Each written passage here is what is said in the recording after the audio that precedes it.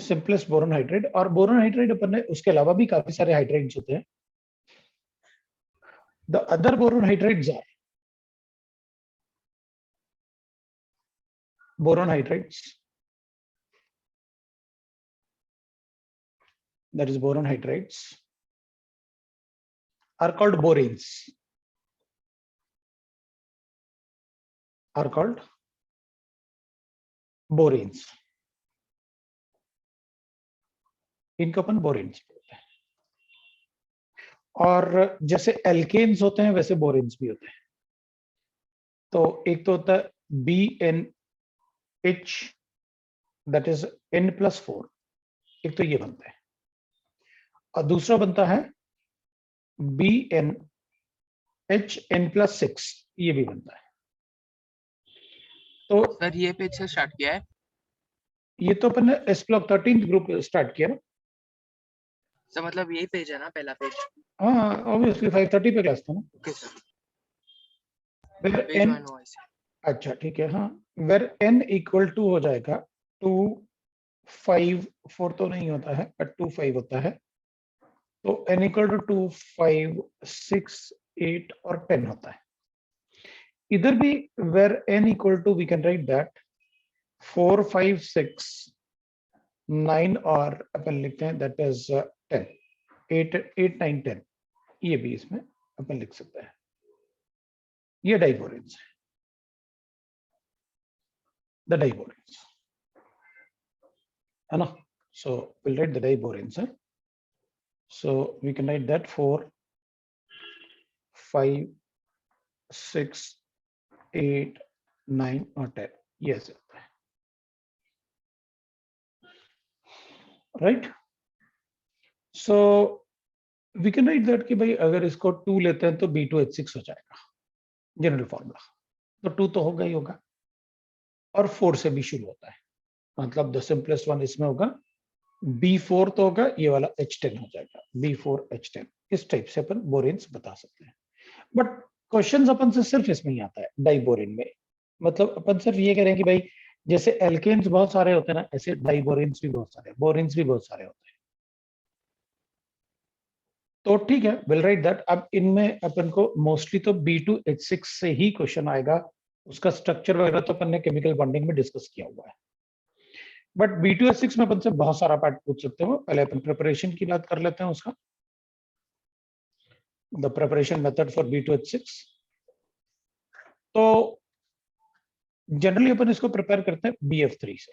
Boron का कोई compound ले लेते हैं, और बोरोन के कंपाउंड के अपन BF3 ही लेते हैं मोस्टली, और उसको अपन ऐसे कंपाउंड से रिएक्ट करते हैं जो H नेगेटिव देता हो। लिथियम एल्यूमिनियम हाइड्राइड हो गया, तो जो भी कंपाउंड H नेगेटिव देगा ना अपन को, वो सब BF3 के साथ रिएक्ट करके B2H6 बनाएंगे। अब ऐसे कंपाउंड बहुत सारे होते हैं, जैसे लिथियम एल्यूमिनियम हाइड्राइड हो गया, सोडियम बोरोन हाइड्राइड हो गया, इवन NaH भी लिखूंगा तो भी अपन को पता है कि इसमें ये H नेगेटिव देता है, तो भी अपन रिएक्शन करेंगे। मतलब NaH, KH कोई भी हाइड्राइड्स ना, तो अपन लिखेंगे इसमें B2H6 बनेगा, इसमें अपन को B2H6 बनेगा, प्लस लिथियम फ्लोराइड बनेगा, प्लस एल्यूमिनियम फ्लोराइड बनेगा। So will write that. इसको बैलेंस कर लेते हैं, ये ट्वाइस है तो अपन इसको 4 कर लेते हैं, इसको थ्राइस कर लेते हैं। इसको ट्वाइस करेंगे तो बैलेंस हो जाएगा। लिथियम कितना अपने पास थ्राइस है, और एल्यूमिनियम भी अपने पास थ्राइस है। हमें बैलेंसिंग कोई नहीं पूछने वाला इन रिएक्शन की, हमें पूछेगा कि अगर BF3 को लिथियम एल्यूमिनियम हाइड्राइड से रिएक्ट करेंगे तो क्या बनेगा। हमको पता रहेगा कि आप अगर ये H नेगेटिव देगा तो फिर B2H6 बनेगा। अगर अपन BF3 को रिएक्ट करेंगे, BF3 को सोडियम हाइड्रेट के साथ, ज्यादा टेम्परेचर नहीं चाहिए होता है, 450 केल्विन है, तो भी अपन को B2H6 मिलेगा, प्लस NaF मिलेगा। इसको ट्वाइस कर लेते हैं क्योंकि हमें बोरॉन 2 चाहिए, तो सोडियम NaF6 हो गया, तो अपन को 6 NaF मिलेगा, तो 6 ये लिख लेंगे। ये अपना सोडियम हाइड्रेट से बना देंगे। That is how we'll get from the sodium hydrate NaH, है ना। Next we can write is, इसको अपन कहते हैं, ये जो मेथड होता है इसको प्रिपेयर करने का, this is nothing but we write that it is a industrial method for the preparation.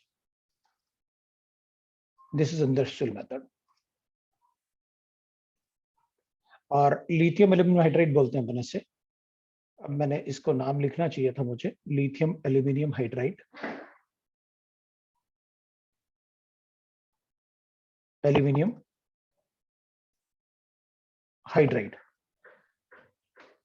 उसका नाम है, हाइड्राइड. ठीक है ना, तो वो अपन को लिखना चाहिए. ये तो सोडियम हाइड्राइड है, वी नो दैट. ऐसा कोई कंपाउंड जिसमें कुछ नया टाइप का लगता है तो अपन को उसको लिखना चाहिए, बिल्कुल लिखना चाहिए, मतलब उसमें कि भाई उसका नाम क्या है, क्योंकि अपन को उसका नाम पता होना चाहिए. Third we can write that, अगर अपन इसको रिएक्ट करें सोडियम बोरोन हाइड्राइड, तो NaBH4 होता है. NaBH4 भी H नेगेटिव देता है, लेकिन इस केस में अपन I2 भी ले सकते हैं. अगर इसको I2 से रिएक्ट करोगे तो भी B2H6 बनेगा, plus will get that NaI plus H2 is liberated. और इसमें अपन को बोरोन चाहिए ट्वाइस, तो अपन इसको ट्वाइस ले लेंगे और ये ट्वाइस हो जाएगा अपने पास, तो हाइड्रोजन लिबरेट हुआ. ये रिएक्शन आपका बैलेंस है. तो अगर अपन NaBH4 से I2 के साथ रिएक्ट करेंगे तो will get this, and the method is called, that is a lab method. ये लेबोरेटरी मेथड होता है, क्योंकि sodium hydride boron hydride easily मिल जाता है लैब में. तो अपन इसे I2 के साथ रिएक्ट करके इसमें बोरोन का 2+3 ऑक्सीडेशन स्टेट होगा, तो अपन इसमें +3 ऑक्सीडेशन स्टेट है, लेकिन सर I2 0 से NaBH4 माइनस. को क्या बोलते हैं? Sodium boron hydride. उसको लिखूंगा मैं, क्योंकि वहां तो नहीं लिख पाया था, यहाँ लिखूंगा मैं. सोडियम बोरोन हाइड्राइड, उधर एल्यूमिनियम था, अपन ने एल्यूमिनियम हाइड्राइड लिखा, ये बोरोन हाइड्राइड हो जाएगा. ये सोडियम बोरोन हाइड्राइड है. उसको आयोडीन से रिएक्ट करेंगे, will get the product. Iodine से रिएक्ट करके, ओके सर. है ना. सो अपन उसे बता सकते हैं. ये आप लिख लो ऐसे.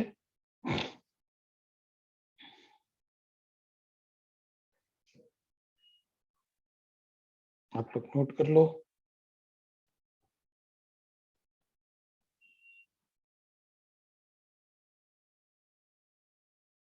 सर ऐसे कैसे पहचान सकते हैं कि कौन सा कंपाउंड H नेगेटिव देगा?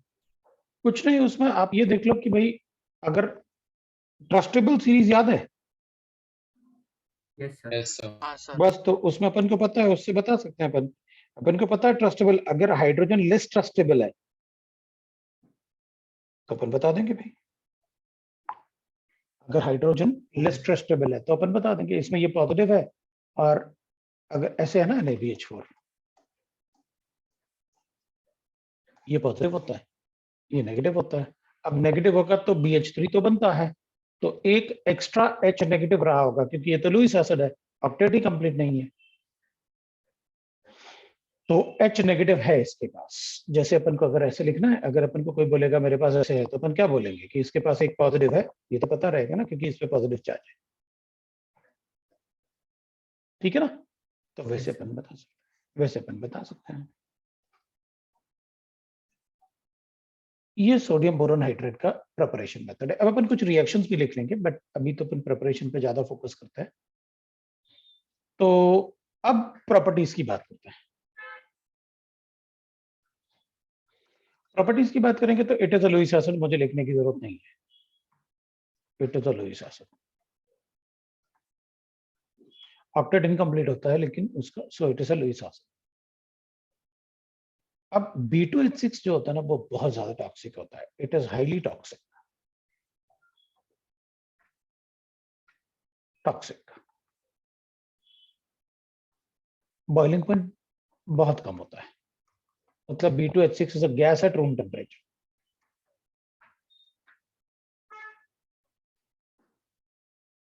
And it catches fire spontaneously, मतलब अपने आप, on exposure to air. अगर एयर में एक्सपोज करूंगा तो it will catch fire on exposure to air. ठीक है. और बनाता ऐसे है, B2H6 है, ऑक्सीजन के साथ रिएक्ट करेगा तो B2O3 का स्टेबिलिटी बहुत ज्यादा है, बस उसके स्टेबिलिटी की वजह से रिएक्शन इज हाईली एक्सोथर्मिक। तो ये रिएक्शन हाईली एक्सोथर्मिक होता है, अपन बैलेंस कर देते हैं इसको, ये ट्वाइस हो जाएगा। B2O3 है तो विल राइट दैट 3 ऑक्सीजन चाहिए अपन को, delta H is negative.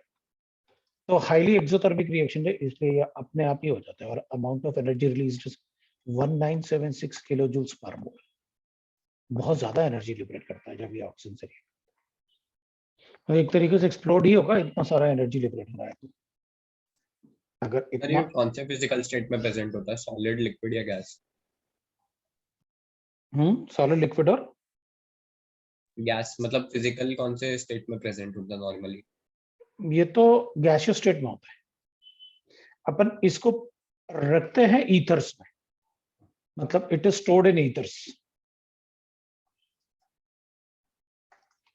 Ether, तो ईथर इसको एब्जॉर्ब करके रखता है एक्चुअली।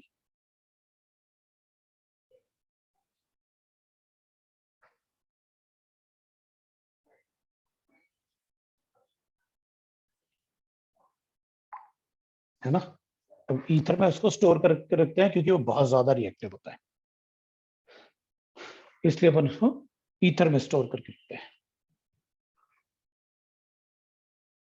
एयर से भी बहुत ज्यादा रिएक्ट करता है और वाटर से भी इजीली हाइड्रोलिसिस हो जाता है उसका, है ना, उसका हाइड्रोलिसिस भी बड़े इजीली हो जाता है। ठीक है,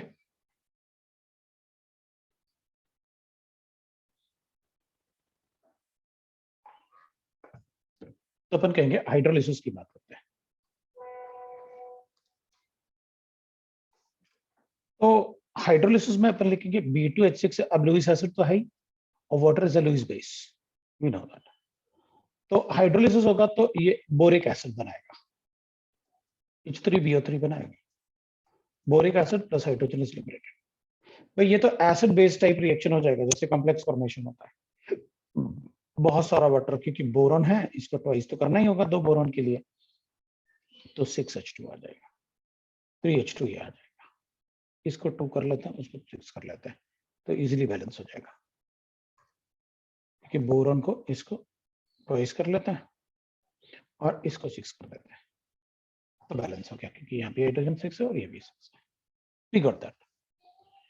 अब वाटर के साथ तो हाइड्रोलिसिस हो गया इसमें, लेकिन अगर कोई दूसरा लुईस बेस होता तो फिर अपन जैसे अगर मान लो अपने पास B2H6 होता है या BF3 होता है, चलो B2H6 की जगह अपन BF3 ले लें, ऐसे अपन ने कुछ पढ़ा भी हुआ है, आपको याद होगा कि अगर मेरे पास लुईस बेस है, लुईस बेस क्या होता है, जिस जो इलेक्ट्रॉन रिच होता है, और इसको अगर BF3 से रिएक्ट करते हैं तो इसके पास एम्प्टी ऑर्बिटल होता है, तो ये अपना लोन पेयर इसको डोनेट करता है, तो वी गेट दैट, ऐसे अपन को प्रोडक्ट मिलता है,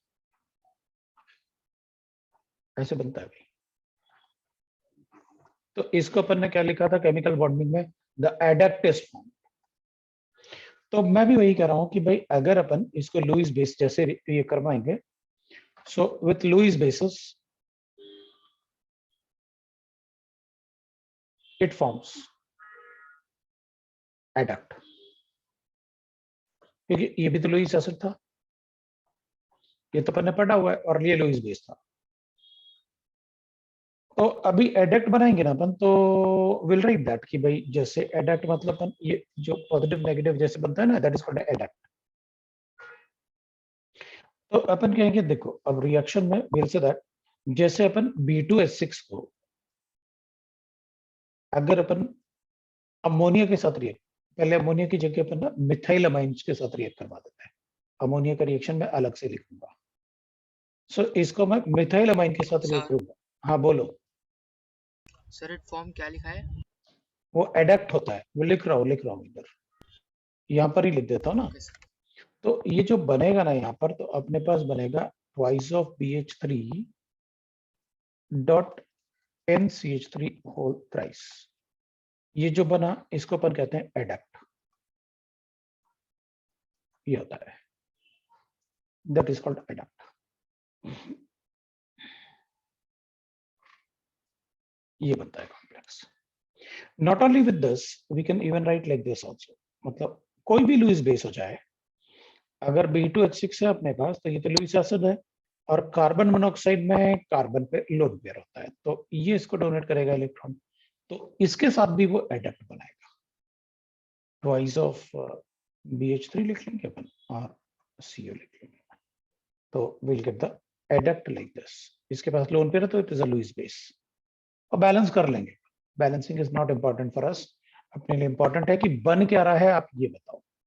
मैं इस वाले पार्ट को हटा देता हूँ क्योंकि फिर वो थोड़ा सा वैसे लग रहा होगा, पर ये अपन ने बॉन्डिंग में पढ़ा हुआ है एडक्ट फॉर्मेशन। तो we'll write that this is also adduct formation. These are Lewis acid base. This is also a Lewis acid base. So it is like this है कि भाई BH3 है, ये लोन पेयर को डोनेट कर रहा है इसमें, that is how the adduct is formed. इसमें भी यही कर रहा है कि भाई BH3 है, इसके पास तो एम्प्टी ऑर्बिटल है और इसके पास लोन पेयर है, तो adduct बना देंगे। That is the adduct which is formed. ठीक है, ऑलराइट।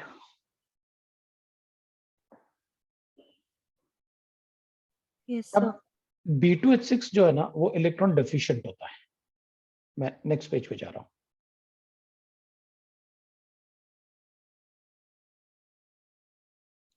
सो फोर्थ पॉइंट लिखूंगा मैं नेक्स्ट पेज पे।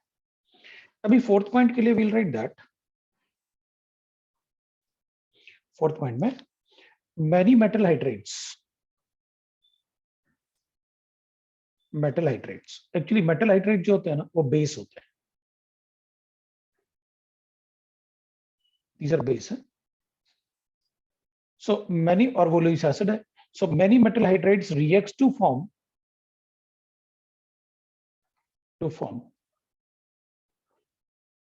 टेट्रा, उसको हाइड्राइडो बोलते हैं अपन, बोरेट।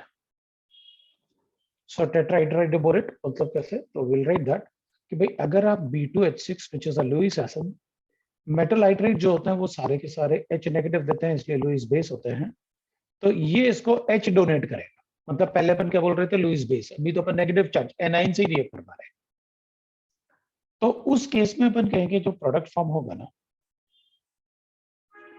और ऑब्वियसली बात है अगर B2H6 है तो अपन से कभी कभी वो ऐसे भी लिखते हैं कि भाई B2H, इस ये रिएक्शन जो हो रहा है ना वो डाइथाइल ईथर में हो रहा है, वो नहीं चाहिए। आपने बताया ना कि लुईस ये इतना ज्यादा रिएक्टिव है कि इसे अपन को डाइथाइल ईथर में स्टोर करना पड़ता है, तो जहां भी ये लुईस एसिड लिखे होते हैं वहां ईथर सॉल्वेंट जरूर होता है, इट इज अ सॉल्वेंट। तो ये अपना H नेगेटिव इसको डोनेट करेगा, तो जो BH3 है वो BH4 नेगेटिव बन जाएगा और metal will be like this. तो ये टेट्राहाइड्राइडो मतलब 4 हाइड्रोजन और borate, so tetrahydrido borate is, this is your tetrahydrido borate. So जो भी मेटल, जैसे यहाँ सोडियम होता है तो अपन लिखते सोडियम हाइड्राइडो बोरेट या lithium hydrido borate, like that. So tetrahydrido borate is formed there. ठीक है, this is your tetrahydrido borate. Point number 5, ammonia के रिएक्शन से काफी रिएक्शन पूछे जाते हैं अपन से। ये तो एसिड बेस्ड रिएक्शन थे, थर्ड पॉइंट भी, फोर्थ पॉइंट भी, ये साफ एसिड बेस्ड रिएक्शन है। थर्ड पॉइंट भी एसिड बेस्ड रिएक्शन है। हाइड्रोलिसिस, ये इसकी रिएक्टिविटी बहुत ज्यादा होती है, पानी के साथ मॉइस्चर से भी रिएक्ट कर जाता है, इसलिए अपन उसे ईथर में रखते हैं, क्योंकि लुईस एसिड मॉइस्चर से भी रिएक्ट कर जाएंगे। अब रिएक्टिविटी में तो अमोनिया बहुत ज्यादा होता है अदर अमाइंस के कंपैरिजन में, तो अपन क्या करेंगे, अगर रिएक्शन विद अमोनिया अलग से लिखेंगे अपन with NH3, reaction with NH3 में अब एक तो अपन लिखेंगे कि अगर मान लो आपने लिखा कि मैंने B2H6 को अमोनिया से रिएक्ट करवाया,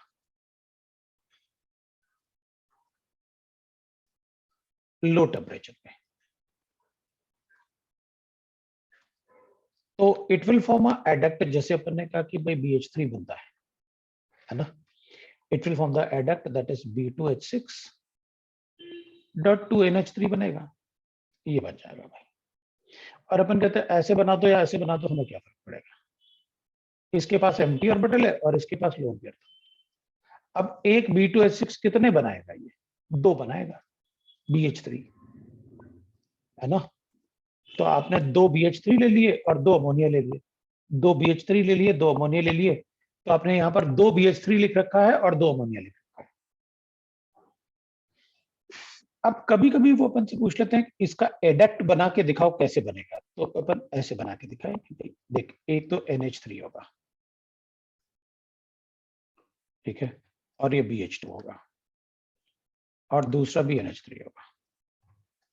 इस पे मैं लिखूंगा पॉजिटिव चार्ज, और इसमें बनेगा BH4 नेगेटिव चार्ज। जो एडक्ट बनता है ना सॉल्ट, वो ऐसे बनता है, एक मिनट है, ऐसे बनता है एडक्ट जो बनेगा वो ऐसे बनेगा। अब अगर अपन टोटल ऐड करें ना जैसे, तो ये टोटल जो है ना, जो सॉल्ट टाइप से लिखा हुआ है, ये B2H6.2 NH3 लिखा हुआ है, .2 NH3 लिखा हुआ है एक्चुअली। बस उसको लिखने का तरीका ये है कि सॉल्ट के फॉर्म में अपन ऐसे लिखें। तो कभी कभी वो पूछ लेते हैं कि भाई बताओ क्या बनेगा, वो जरा स्ट्रक्चर बना के दिखाओ कैसे, which is the correct complex structure, इसको कॉम्प्लेक्स बोलते हैं अपन। तो बताना पड़ता है अपन को, इसलिए अपन वहां लिखेंगे ऐसे, ठीक है। तो वेरिएबल राइट दैट अमोनिया के साथ एट लो टेम्परेचर। अब नेक्स्ट होता है कि भाई अगर अपने पास B2H6 है और इसको अपन ने रिएक्ट करवाया है NH3 के साथ at 25 degree centigrade, but into 1:2 का मोलर रेशियो होता है, ये मोलर रेशियो। मतलब इस टाइम अपन मोलर रेशियो 1:2 का मोलर रेशियो है, तो ये बनाएगा अपने पास, दैट इज ये कॉम्प्लेक्स बना देगा, ये लिखा हुआ है जो अपने लिखा लो टेम्परेचर पे। तो अपन कहेंगे दिस विल फॉर्म B, इसको अपन ऐसे भी लिख सकते हैं NH3 होल ट्वाइस, और ऐसे वैसे ही लिख देता हूं जैसे ऊपर लिखा हुआ है, वो ठीक रहेगा अपन को।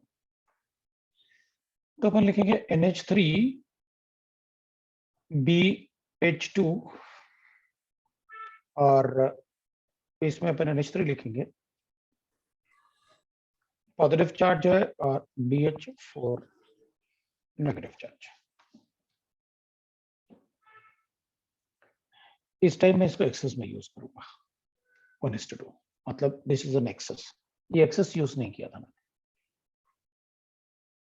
तो फिर will get like this. Excess में यूज करेंगे तो will get like this.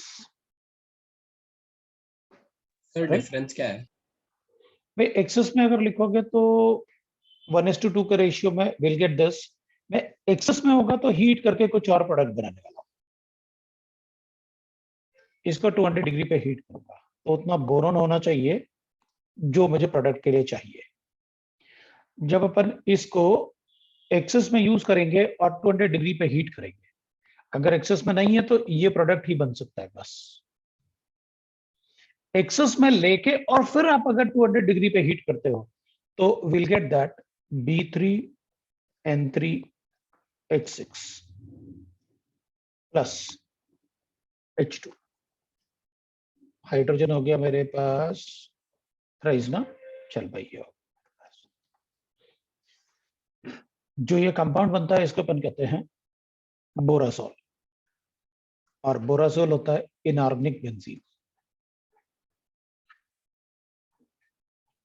बोरासोल is inorganic benzene, ये बोरासोल बनाने का मेथड है।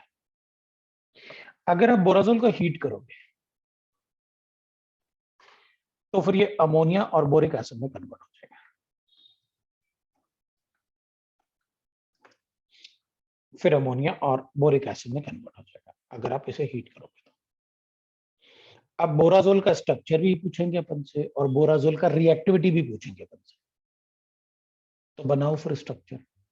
लो भाई, बोराजोल का स्ट्रक्चर ऐसे होगा, इनऑर्गेनिक बेंजीन।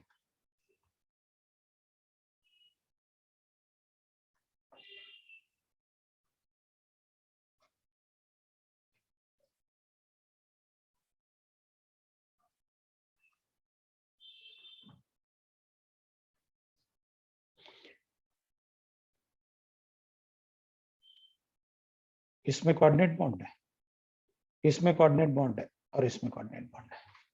अगर कोऑर्डिनेट बॉन्ड है तो मैं इसमें चार्जेस भी लिख सकता हूँ, क्योंकि कोऑर्डिनेट बॉन्ड को अपन फॉर्मल चार्जेस में भी लिख सकते हैं। तो अपन इसको फॉर्मल चार्जेस में भी लिख सकते हैं, तो ऐसे लिख लो आप। तो ऑल्टरनेट बोरॉन और नाइट्रोजन एटम लिख लेते हैं अपन। ऑल्टरनेट बोरॉन और नाइट्रोजन एटम लिख लो।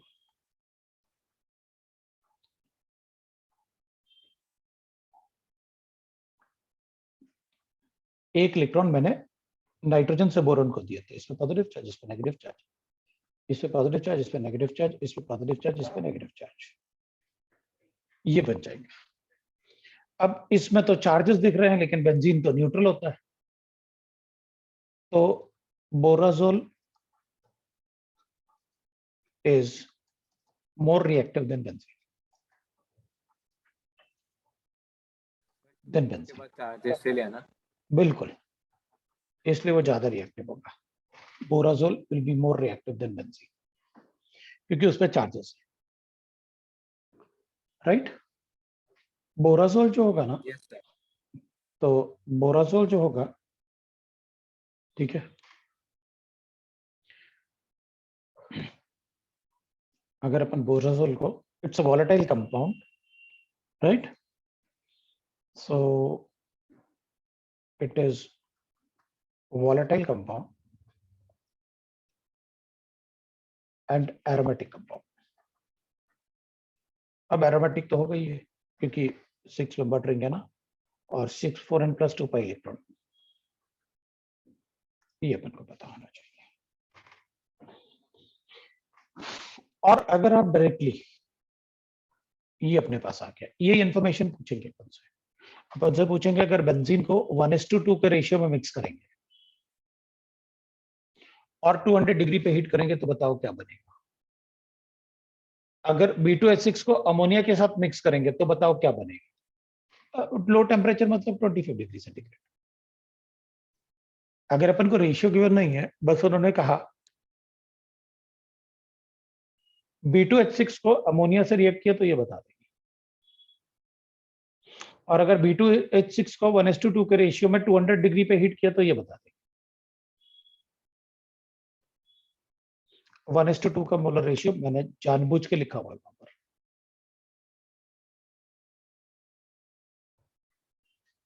मैंने इसको एक्सेस नहीं लिखा है, ऐसे नहीं किया मैंने। 1:2 का मोलर रेशियो बताया, एक्सेस होता तो वाई टू रहता एट द रेशियो, क्योंकि अगर आप B2H6 को एक्सेस ऑफ अमोनिया के साथ रिएक्ट करोगे, इसमें मोलर रेशियो नहीं लिखूंगा, एक्सेस लिखूंगा, और डायरेक्टली 200 डिग्री सेंटीग्रेड पे हीट करोगे। अब मैंने एक्सेस नहीं लिखा, अब मैंने मतलब यहाँ पर एक्सेस लिखा, 1:2 का मोलर रेशियो नहीं लिखा, और डायरेक्टली 200 डिग्री पे हीट कर रहे हैं।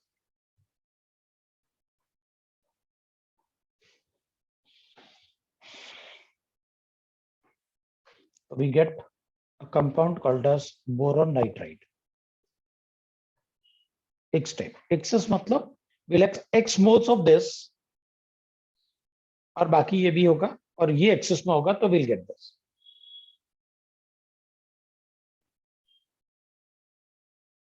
It is called borazone। अब भाई दोनों में मिक्स नहीं करना, बोराजोल और बोराजोन। बोराजोल इज अ इनऑर्गेनिक बेंजीन और बोराजोन इज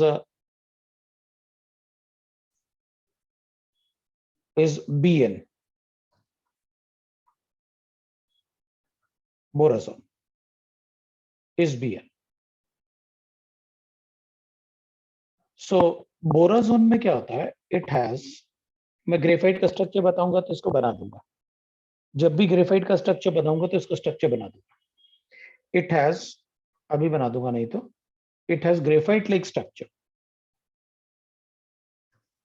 सर बोराजोन। हाँ बिल्कुल इसी की बात कर रहा हूँ, ग्रेफाइट लाइक स्ट्रक्चर।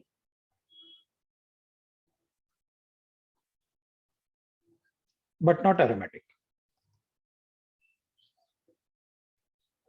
लेकिन ये एरोमेटिक नहीं होता। ग्रेफाइट का स्ट्रक्चर हेक्सागोनल शीट्स होता है, कार्बन के हेक्सागोनल शीट्स और ग्रेफाइट के स्ट्रक्चर।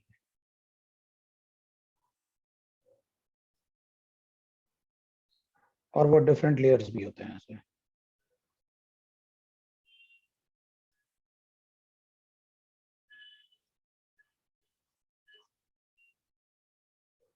तो ग्रेफाइट के स्ट्रक्चर में अपन क्या करेंगे, ये तो ग्रेफाइट का स्ट्रक्चर होता है, ऐसे लेयर्स होते हैं। एक लेयर ये बना रखा है मैंने, इसके नीचे दूसरा लेयर, उसके नीचे दूसरा लेयर, ऐसे होता है। तो इसमें आप क्या करोगे ना, बोरॉन और नाइट्रोजन को ऑल्टरनेट लिख दोगे।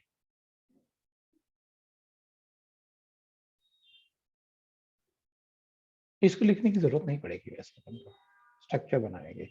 बस देख लो ग्रेफाइट का स्ट्रक्चर कैसे होता है और इसका स्ट्रक्चर कैसे होता है। कोई पूछने वाला नहीं है कुछ। मुझे नहीं लगता कोई पूछेगा ऐसे। सर नोट्स में ड्रॉ करना है क्या?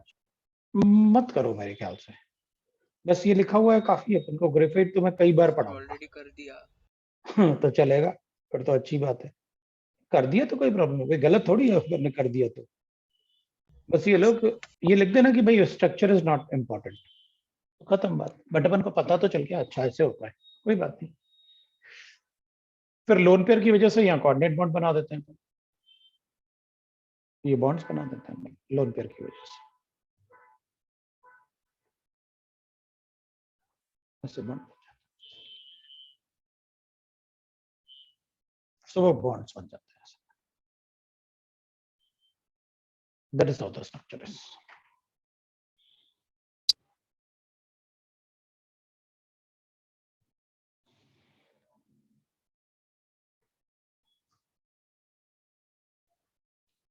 That is how the structure is. तो ये B2H6 का रिएक्शन जो है ना, B2H6 के रिएक्शन, इससे काफी क्वेश्चंस बनाते हैं वो। तो रेशियो और टेम्परेचर का ध्यान रखना। लो टेम्परेचर पे तो एडक्ट जैसे बना देगा बस, लेकिन अगर हीट करोगे तो बोरोजाइम बनेगा, और अगर एक्सेस लेके हीट करोगे तो बोराजोन बनेगा।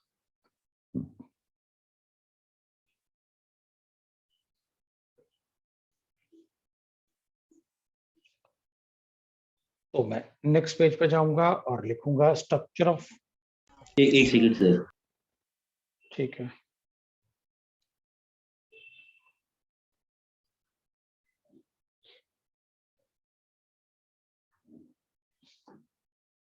होगा सर।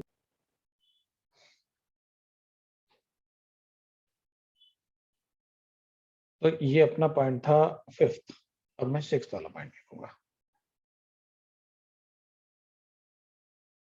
पॉइंट नंबर 6 में स्ट्रक्चर ऑफ B2H6। वैसे तो ये बताने की बिल्कुल जरूरत नहीं है, क्योंकि ये अपन ने केमिकल बॉन्डिंग में अच्छे से पढ़ रखा है। बोरॉन, इसके 3 बॉन्ड होते हैं ऐसे, है ना। और एक और बोरॉन लिखते हैं जिसमें एक हाइड्रोजन इधर होगा, एक हाइड्रोजन इधर होगा, और एक हाइड्रोजन इधर होगा। इसमें एक बॉन्ड अपन ऐसे बनाते हैं जिसको अपन कहते हैं 3 सेंटर 2 इलेक्ट्रॉन बॉन्ड, और इसको भी अपन 3 सेंटर 2 इलेक्ट्रॉन बॉन्ड बोलते हैं। इसमें अपन लिखते हैं दैट इज देयर इज, ये वाला जो होता है वो 3 सेंटर 2 इलेक्ट्रॉन बॉन्ड होते हैं, 2 3 सेंटर 2 इलेक्ट्रॉन बॉन्ड होता है। जो बॉन्डिंग में मैंने, मतलब नहीं भी लिखूंगा तो भी चलेगा, अपन को पता है। एंड ये 2 सेंटर 2 इलेक्ट्रॉन बॉन्ड होते हैं, 2 सेंटर 2 इलेक्ट्रॉन बॉन्ड, सो 4 2 सेंटर 2 इलेक्ट्रॉन बॉन्ड। फिर अपन लिखते हैं ये वाला थीटा, इसको θ1 लिख लेते हैं, और इसको θ2 लिख लेते हैं। तो अपन ने कहा था कि ये बॉन्ड लेंथ तो बहुत बड़े होंगे सर, क्योंकि ये तो आप जबरदस्ती 2 इलेक्ट्रॉन से 3 एटम को बॉन्ड कर रहे हो। सर एक बार फिर से 3 सेंटर 2 इलेक्ट्रॉन और 2 सेंटर 2 इलेक्ट्रॉन कौन से है वो बताइए। ये ए है और ये बी है बॉन्ड लेंथ। तो अपन लिखेंगे बॉन्ड लेंथ जो है वो बी वाला जो है वो बड़ा है ए से। ये वाले 3 सेंटर 2 इलेक्ट्रॉन बॉन्ड है जिसको अपन बनाना बॉन्ड पढ़े थे, है ना। ये 3 सेंटर 2 इलेक्ट्रॉन बॉन्ड है। बीच वाले जो मिडिल में है, मिडिल वाले, और जो आउटर वाले हैं वो 2 सेंटर 2 इलेक्ट्रॉन बॉन्ड्स है, ये वाले 4। सर इसमें एग्जैक्टली सर 2 इलेक्ट्रॉन का क्या मतलब होता है? ये तो है ना 2 इलेक्ट्रॉन है और 3 एटम बॉन्डेड है। सर वो एक कोऑर्डिनेट बॉन्ड भी है ना, बट हाँ तो कोऑर्डिनेट बॉन्ड है, इलेक्ट्रॉन थोड़ी है। ये वाला बॉन्डेड इलेक्ट्रॉन कोई बना रहे ना आप, कोई लोन पेयर थोड़ी है इसके पास। ओके सर, हाँ सर। आप तो बॉन्डेड इलेक्ट्रॉन को ही ओवरलैप करवा रहे हैं ना, क्योंकि एग्जिस्ट ही ऐसे करता है। सो आप लिख सकते हो कि भाई जहां बॉन्ड लेंथ बड़ा होता है वहां थीटा छोटा होता है। θ1 इज ग्रेटर देन θ2। ये भी अपन ने केमिकल बॉन्डिंग में पढ़ा हुआ है और खूब पढ़ा हुआ है, राइट। मतलब सारे स्ट्रक्चर में पढ़ा हुआ है। इट इज इलेक्ट्रॉन डेफिशिएंट,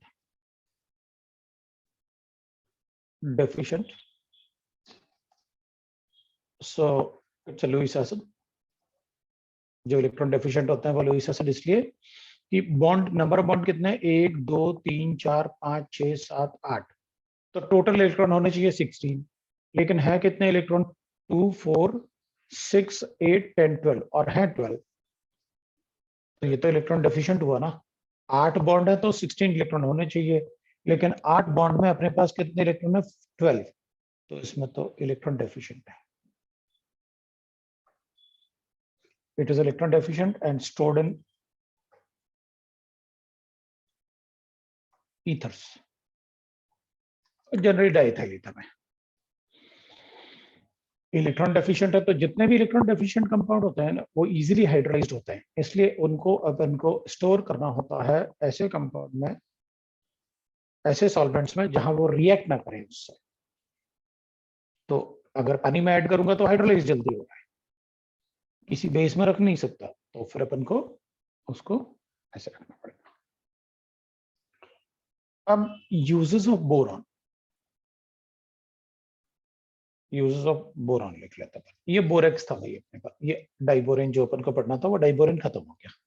अब एक बार अपन बोरॉन के यूजेस कर लेते हैं कि भाई बोरॉन का क्या क्या यूजेस है, वो देख लेते हैं। What are the uses of boron. तो बोरॉन एक तो एक्सट्रीमली हार्ड होता है। वैसे तो मुझे मतलब तुमसे ही बोल देता मैं कि आप लिख लेना यूज ऑफ बोरॉन एनसीईआरटी से या एचएससी बोर्ड की बुक से, पर ठीक है विल राइट दैट, थोड़ा शॉर्ट में लिख लेंगे, थोड़ा जल्दी लिख लेते हैं। तो इट इज एक्सट्रीमली हार्ड,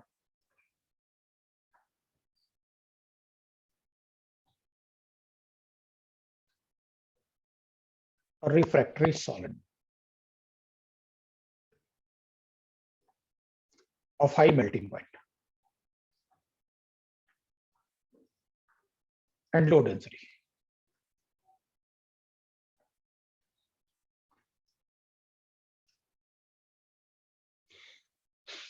इसको कॉमा करके लिख लेते हैं अपन लो डेंसिटी को, ताकि अपन लो इलेक्ट्रिकल कंडक्टिविटी भी लिख देंगे। नॉन मेटल है ना, so it will have low density, और नॉन मेटल है तो एंड लो इलेक्ट्रिकल कंडक्टिविटी।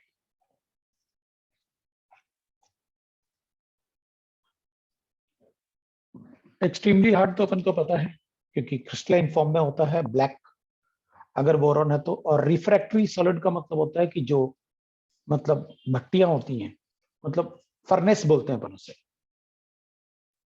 तो जो भट्टी होते हैं, फर्नेस होते हैं, उनमें अंदर जो है, ताकि वो हाई टेम्परेचर को होल्ड कर पाए, तो पर ऐसा मटेरियल लगाते हैं जो जिसका मेल्टिंग पॉइंट बहुत हाई, जो काफी ज्यादा स्टेबल है, तो अपन बोरॉन को यूज करते हैं, उसको कहते हैं रिफ्रैक्टरी मटेरियल।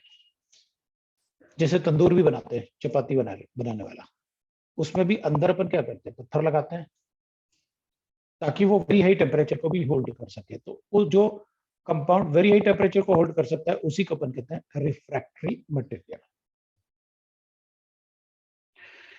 तो used in manufacture of heat resistance glass,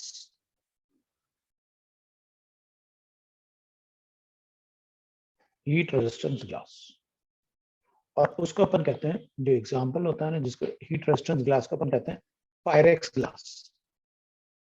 वो कमर्शियल नेम हो गया उसका, पायरेक्स ग्लास। कमर्शियली अपन जो हीट रेजिस्टेंस ग्लास होता है वो पायरेक्स ग्लास होता है, जो बोरॉन से बना हुआ था,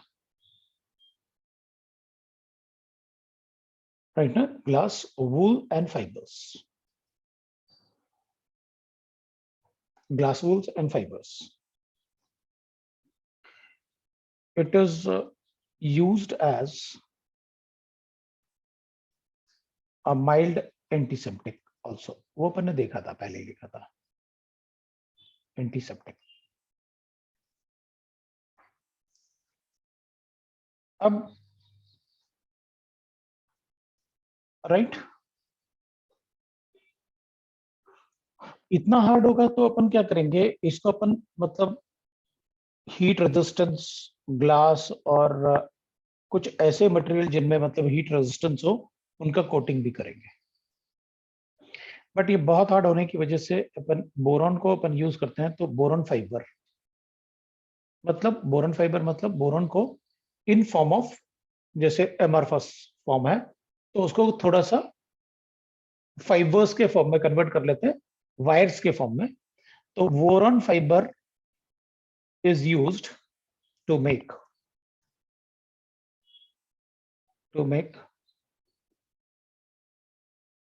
बुलेट प्रूफ वेस्ट। काफी हार्ड होता है, उससे बुलेट भी पास नहीं हो सकता। And light composite materials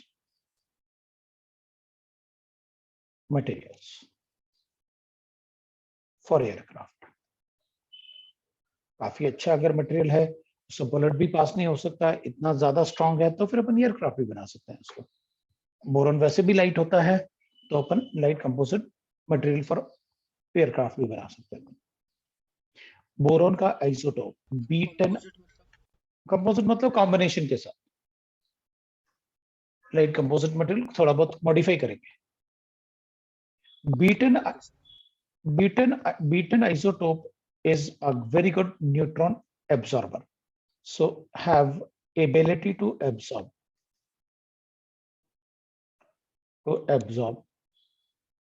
neutrons. कट्टर न्यूक्लियर रिएक्टर में जो हैवी वाटर काम करता है वो इससे भी कर सकते हैं अपन बोरॉन से। वैसे पहले अपन हैवी वाटर ही यूज करते थे न्यूक्लियर रिएक्टर में, न्यूट्रॉन एब्जॉर्बर। अब अपन लेकिन सोडियम यूज करते हैं रादर देन बोरॉन और अदर मटेरियल्स। अब अपन सबसे अच्छा सोचते हैं कि इट विल बी सोडियम, उसका मेल्टिंग पॉइंट भी ज्यादा है और अच्छा न्यूट्रॉन एब्जॉर्बर भी है। अब अपन एल्यूमिनियम की बात करते हैं। बोरॉन तो अपन ने पढ़ लिया जितना पढ़ना था अपन को, एल्यूमिनियम की बात करेंगे। एल्यूमिनियम अपन को पता है कि जो मेन ओर है ना इसका, वो बॉक्साइट ओर होता है ना। तो main ore is bauxite ore. अब इस चैप्टर में अपन को एल्यूमिनियम के बारे में, दैट इज Al2O3.2H2 होता है ना। सो और अगर अपने पास Al2O3 है तो इट इज कॉल्ड एल्यूमिना।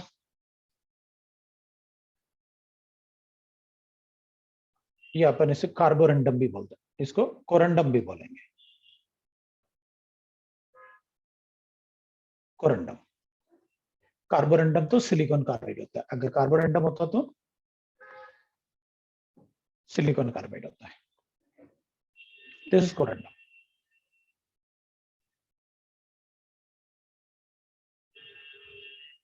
अब एल्यूमिनियम के कुछ रिएक्शंस लिखेंगे अपन, क्योंकि इसका मेटलर्जी जो है, इसका एक्सट्रैक्शन, इसका कोई कंपाउंड्स ऐसे बहुत ज्यादा तो बनते नहीं है कुछ, तो इसका मेटलर्जी अपने सिलेबस में है और इसका मेटलर्जी बहुत बड़ा है ना। तो वो मेटलर्जी चैप्टर में अपन पढ़ेंगे कि कैसे अपन एल्यूमिनियम की मेटलर्जी करते हैं, तो वो चैप्टर ही पढ़ना पड़ेगा पूरा मेटलर्जी, उसमें अपन डिस्कस करेंगे। तो अभी कुछ रिएक्शंस पढ़ेंगे अपन इसके एल्यूमिनियम के, जिससे अपन को क्वेश्चन पूछेंगे वो पढ़ लेते हैं अपन, है ना। अगर अपन एल्यूमिनियम को HCl से रिएक्ट करेंगे तो we can get AlCl3 plus H2 is liberated। Balance कर लो आप, इसको ट्वाइस कर लो, इसको 6 कर दो, इसको ट्वाइस कर दो, तो ये थ्राइस हो जाएगा, तो बैलेंस हो जाएगा। फिर अपन एल्यूमिनियम को रिएक्ट कर सकते हैं किससे, अगर मान लो एक्वस HCl है, तो HCl तो लिया, लेकिन आप बहुत सारा पानी डाल दो, तो पता क्या होगा, ये होता है लुईस एसिड और पानी होता है लुईस बेस, बनेगा तो AlCl3, लेकिन वो पानी से रिएक्ट कर जाएगा। तो अगर आपने बहुत सारा पानी डाला तो फिर अपन लुईस एसिड नहीं बना पाएंगे, इसमें लुईस एसिड है जब एक्वस कॉन्सेंट्रेटेड है तो, और अगर डाइल्यूट है तो विल राइट लाइक दिस, फिर तो एल्यूमिनियम H2O के साथ ऑक्टाहेड्रल कॉम्प्लेक्स बनाएगा ऐसे। So we'll get that Cl3 plus we'll get that 3H2O। तो टोटल H2O कितना हो जाएंगे इधर 6, HCl हो जाएगा ट्वाइस, ये हो जाएगा अपना, ये ट्वाइस करूंगा मैं और इसको लिख लेता हूं मैं 12, ये लो भाई हो गया, बैलेंस कर लेंगे। तो अपन कहेंगे ये 3 कैंसिल कर दें, हाँ बिल्कुल करो, बैलेंसिंग में अपन ने ऐसे लिखा हुआ है तो इसको अपन 9 लिख लेते हैं और ये 3 हटा देते हैं, आप ऐसे लिख सकते हैं, कोई प्रॉब्लम। तो अगर कॉन्सेंट्रेटेड होगा तो फिर लुईस एसिड बनेगा, अगर डाइल्यूट होगा तो विल गेट दैट। बिल्कुल रिएक्शन ऐसे ही H2SO4 के साथ भी होगा। इसको रिएक्शन A लिख लेते हैं, इसको B लिख लेते हैं, नेक्स्ट पेज पे C लिखेंगे अपन, वेट करते हैं थोड़ा सा, फिर अपन नेक्स्ट पेज पे C लिखेंगे।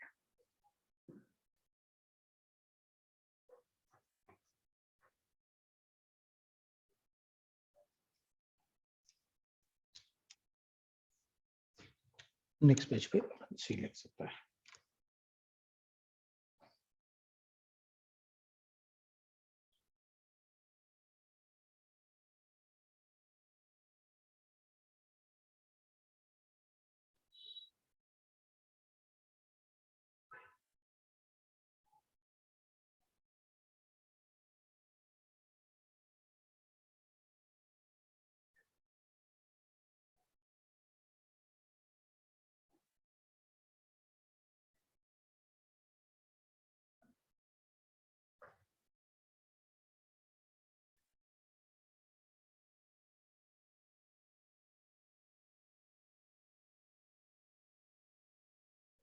Yes, sir.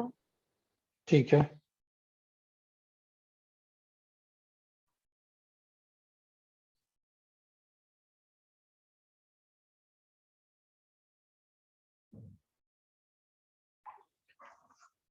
नेक्स्ट लिखते हैं अपन है। तो नेक्स्ट पेज पे विल गेट C लिखते हैं अपन। तो C में अपन लिखेंगे अगर अपने पास एल्यूमिनियम है और इसको भी अगर अपन कॉन्सेंट्रेटेड H2SO4 से रिएक्ट करें तो will get that Al2SO4 whole thrice plus SO2। तो कॉन्सेंट्रेटेड H2SO4 से किसी को भी रिएक्ट करोगे SO2 लिबरेट होगा प्लस H2। बैलेंस कर लेते हैं, इसको ट्वाइस करते हैं और सल्फेट इसको ट्वाइस किया, तो अब मुझे ये भी चाहिए तो विल राइट लाइक दिस, इसको 6 करते हैं तो ये थ्राइस करके वाटर भी बैलेंस हो जाएगा, तो दैट इज 6H2 बना लेंगे, ये बैलेंस हो जाएगा। Aluminium also reacts with NaOH, अगर NaOH के साथ रिएक्ट करूंगा लेकिन वो एक्वस होना चाहिए, तो एक्वस के लिए अपन को वाटर भी लिखना होता है, तो will get that sodium aluminate और plus H2 is liberated. Balance कर देते हैं, ये रिएक्शन तो अपन काफी बार पढ़ेंगे।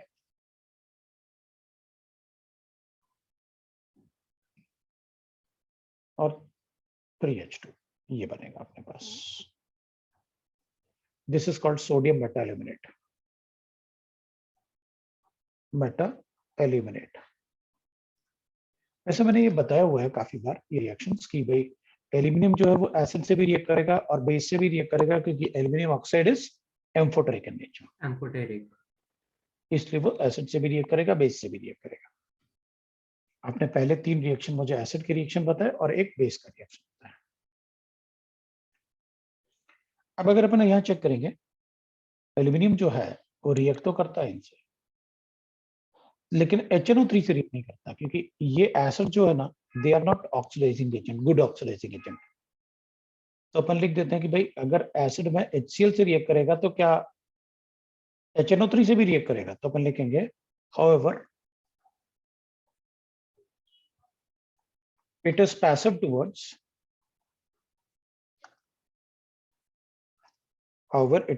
towards concentrated HNO3. पर पैसिव मतलब अनरिएक्टिव ना? Unreactive. It is passive towards, right, concentrated HNO3. Concentrated HNO3 due to the formation of oxide layer.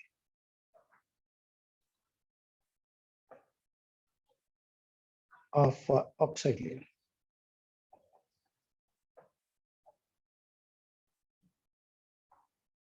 Oxide layer on its surface.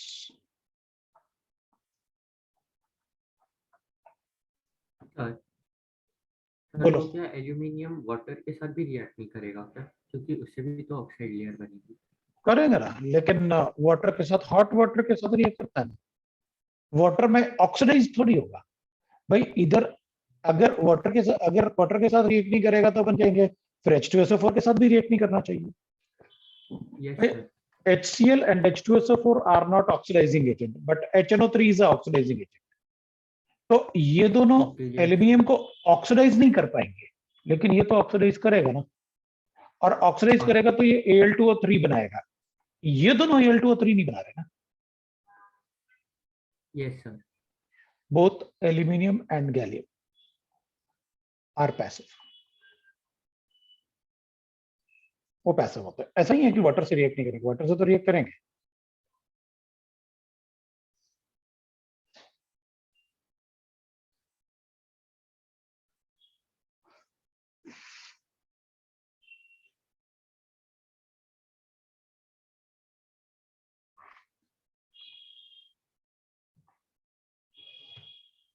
ठीक है, तो इसको हटा दो।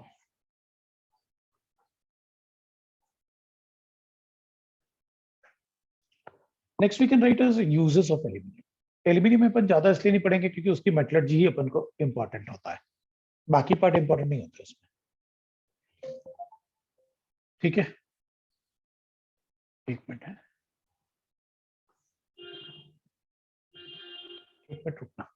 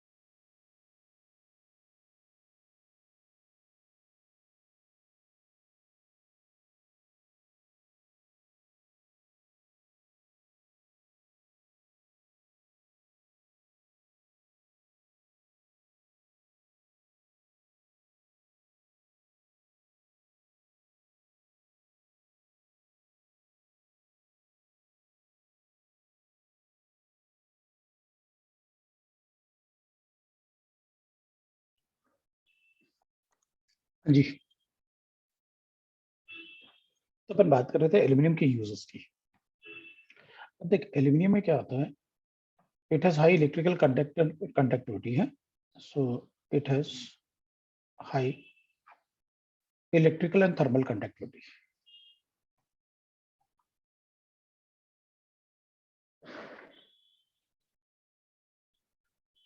It's high electrical and thermal conductivity.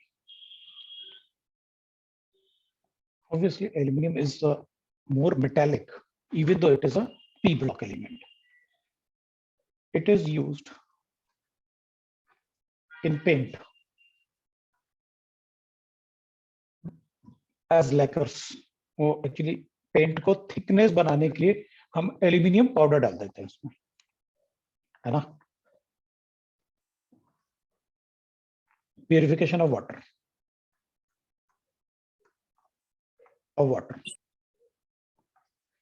वो एलम्स में होता है। You know what are alums? Sizing of paper. Paper का कितना साइज अपन को बनाना है, 0.5 mm, 1 mm लाइक दैट, तो वो डिपेंड, वो उसको कट करते हैं एल्यूमिनियम से, डाइस बनाते हैं एल्यूमिनियम से। Sir foil. बिल्कुल एल्यूमिनियम फॉइल होता है, यू नो दैट। को तो पराठे कैसे भूल सकते हैं अपन, उसी में लेके जाते हैं। So dyeing and tanning of leathers, tanning of leather, septic to stop bleeding, अब ना जैसे ये सारी चीजें है ना, to stop bleeding,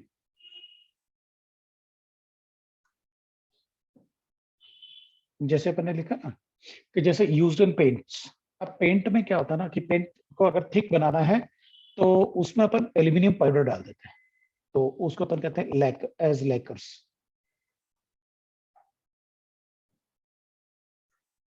URES, lacquers. फिर प्यूरिफिकेशन ऑफ वाटर, वो एलम्स में यूज करते हैं। साइजिंग ऑफ पेपर मतलब पेपर कितना थिक चाहिए वो उसको साइजिंग करते हैं। Dyeing and turning of leather, तो लेदर में क्या होता है ना, लेदर को अगर साफ करना है तो एल्यूमिनियम से ही साफ करते हैं, कंसंट्रेटेड HCl डाल के एल्यूमिनियम से ही साफ करते हैं अपन उससे। सेप्टिक टू स्टॉप ब्लीडिंग, अब एल्यूमिनियम में इतना ज्यादा चार्ज है कि अपन आयरन की जगह एल्यूमिनियम का इंजेक्शन देंगे अगर, तो जितना ज्यादा चार्ज होता है उतना जल्दी ब्लीडिंग स्टॉप होता है। तो वैसे जनरली ब्लीडिंग को अगर स्टॉप करना है तो अपन FeCl3 भर के इंजेक्शन में उस जगह लगा देते हैं जब ब्लड में ब्लीडिंग हो रही है, तो अपन क्या करते हैं उसकी जगह अपन एल्यूमिनियम भी डाल सकते हैं, तो अपन वो सेप्टिक जैसे यूज कर सकते हैं for to stop the bleeding. ये उसके यूज है। Alumina in chromatography, it is a highly porous compound, अच्छा एड्सॉर्बेंट होता है, so used as adsorbent in chromatography,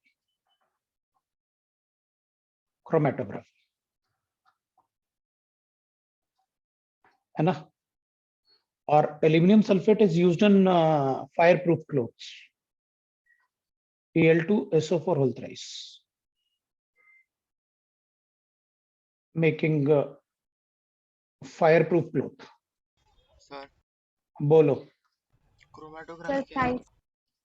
chromatography it is a test of, अब क्रोमेटोग्राफी ये ना जैसे डिस्टिलेशन होता है, क्रिस्टलाइजेशन होता है, ऐसे क्रोमेटोग्राफी भी होता है। तो ये प्रोसेस है पूरा, है ना, ये पूरा प्रोसेस है। अब वो पार्ट तुम लोगों ने कहा कि भाई NCERT में हमें वहां पर कटवा दिया, उसमें सिलेबस को हटा दिया, तो अपन ने क्रोमेटोग्राफी डिस्कस नहीं किया, लेकिन मैं किसी न किसी दिन डिस्कस करूंगा। ये डिस्टिलेशन वगैरह बताने ही होते हैं, एग्जाम में थोड़ी हटाया उन्होंने, वो तो बताना ही पड़ेगा। फोर्थ, बोलो। सर Al2SO4 होल थ्राइस है या ट्वाइस है? ऑब्वियसली बात है, थ्राइस ही होगा, ट्वाइस कैसे हो सकता है? अगर 2 लिखा भी है तो सर ने गलत लिखा होगा। बोला तो मैंने एल्यूमिनियम सल्फेट ही है, तो एल्यूमिनियम सल्फेट ट्वाइस हो ही नहीं सकता, तो जल्दी में सर ने 2 ही लिख दिया होगा तो थ्राइस। हाँ सर, वो आपने बोला थ्राइस ही था बट लिख दिया गलती से ट्वाइस। चलेगा चलेगा, तो अपन ठीक कर लेंगे, उसे कोई प्रॉब्लम नहीं। AlCl3 जो होता है it is a Lewis acid, है ना। So is Lewis acid and used in many chemical reactions. Catalyst in many chemical reactions. Chemical reactions. लेकिन अभी अपन एल्यूमिनियम को ज्यादा यूज नहीं करते, क्योंकि पहले अपन ने देखा, मतलब ऐसे होता था before, that is around 20 years back, 20 to 25 years back, कि एल्यूमिनियम थोड़ा सस्ता भी होता है, चीप होता है, तो उसमें अपन ने सारा जो बर्तन, अभी जो स्टील का यूटेंसिल्स है ना किचन में, वो सारा का सारा एल्यूमिनियम से आ गया था, क्योंकि वो गर्म भी जल्दी हो जाता है, तो अपन खाना सारा इसी में पकाते थे। लेकिन हुआ क्या ना, एल्यूमिनियम से ये ना धीरे धीरे डिसॉल्व भी हो रहा था उसमें, ये डिसॉल्व भी होता है, तो ये थोड़ा पॉइजनस टॉक्सिक भी होता है, कम होता है लेकिन टॉक्सिक होता है। तो अभी अपन ने इसका यूज बंद कर दिया, वरना सारे किचन में बर्तन ना एल्यूमिनियम के ही होते थे पहले। So but now the use of aluminium is reduced due to the toxic nature, अपन ऐसे लिख देते हैं यहाँ पर। But now use of aluminum is reduced due to its toxic nature. अब अपन उसे ज्यादा यूज नहीं करते, लेकिन इंडस्ट्री में तो अभी भी यूज होता है, क्रोमेटोग्राफी वगैरह खाते थोड़ी अपन, ये अपन खाते थे तो पहले बर्तन भी बनाते थे उससे, अब नहीं बनाते। अब Al2O3 का यूज कर लें। वैसे Al2O3 जो होता है, जैसे काफी सारे रिंग्स में जो कलर्ड स्टोन होते हैं ना, ऑलमोस्ट सभी में एल्यूमिनियम होता है ना, इन सभी में एल्यूमिनियम होता है। So it is found in James, in James. James मतलब कलर्ड स्टोन, खाने वाले जेम नहीं होंगे, है ना, तो वो तो है ना। So found in gems, sir gemstone से लिख देते। हाँ वही लिख देते हो, ज्यादा अच्छा हो। ठीक है, तो जेम स्टोन, ठीक है, बिल्कुल जेम स्टोन्स। तो अब अपन को पता है it is called as bauxite, it is called bauxite, को पहले ही अपन ने लिखा हुआ है पिछले पेज पे, बॉक्साइट एल्यूमिना है, it is called alumina bauxite ore.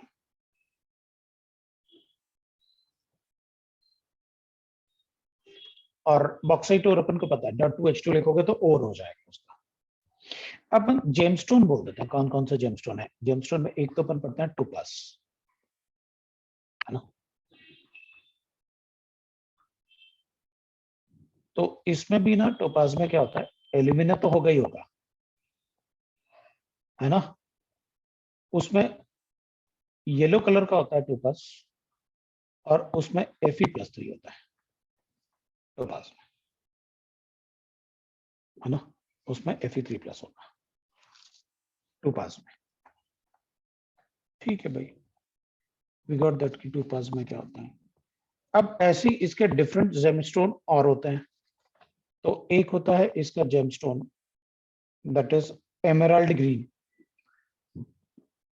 अब वो ग्रीन कलर तो बोल ही रहेगा, ऐसे इसमें होता है अपने पास दैट इज रूबी रेड, ये रेड कलर का होता है।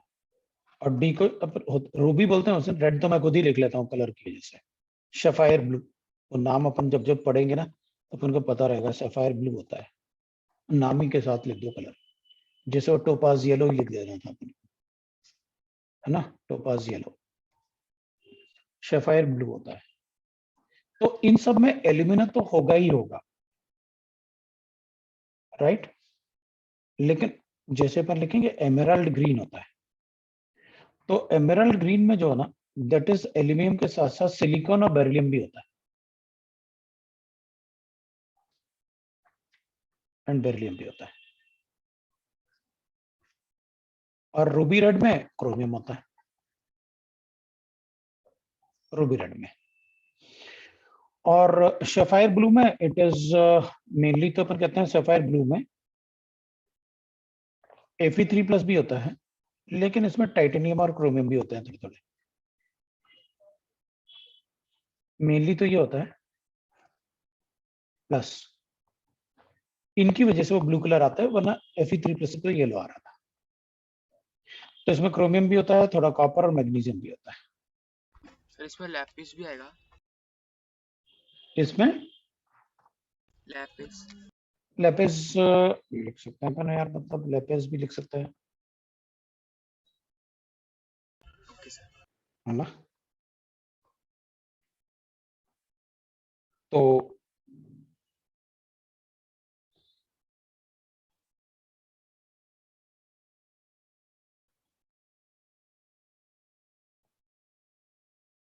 that is how we can write है।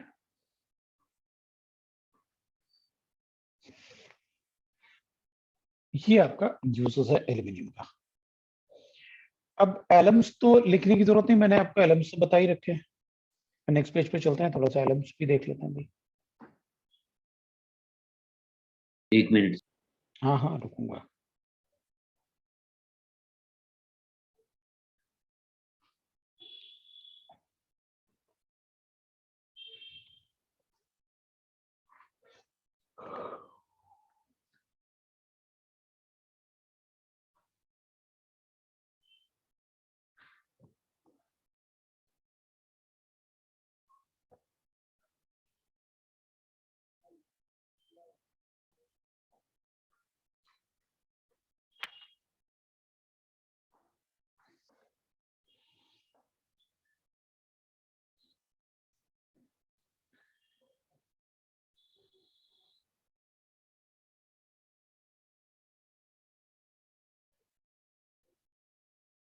हो गया। ठीक है, नेक्स्ट पेज पे चलते हैं। अब नेक्स्ट पेज में वी कैन राइट दैट, इसमें दैट इज वैसे तो चैप्टर खत्म ही हो गया, एक बार प्रिपरेशन ऑफ B2H6 लिख लेते हैं। वैसे पर 3 मेथड लिखे हुए हैं,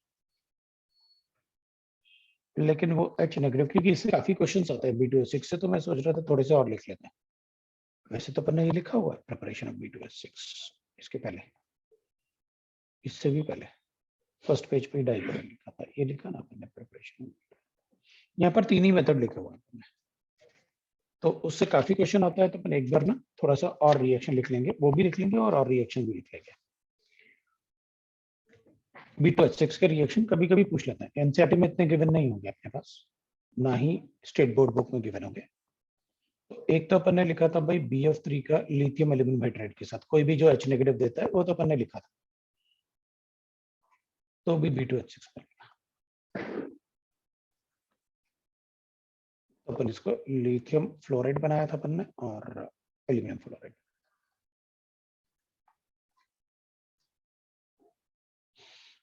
और बैलेंस किया था थोड़ी देर पहले किया अपन ने, तो अपन को पता है, अपने ऐसे लिखा था लिथियम इज थ्राइस और ये अपना थ्राइस, ऐसे अपन ने लिखा था। Second we can write that, अगर अपन BCl3 के साथ रिएक्ट करें और अपन इसको हाइड्रोजन से रिएक्ट करें, लेकिन ये तो अपन इसलिए कि भाई ये लुईस एसिड था, इसलिए अपन ईथर में इसको रिएक्शन करेंगे, लेकिन मैं इसको साइलेंट डिस्चार्ज, मतलब इलेक्ट्रिक डिस्चार्ज होगा।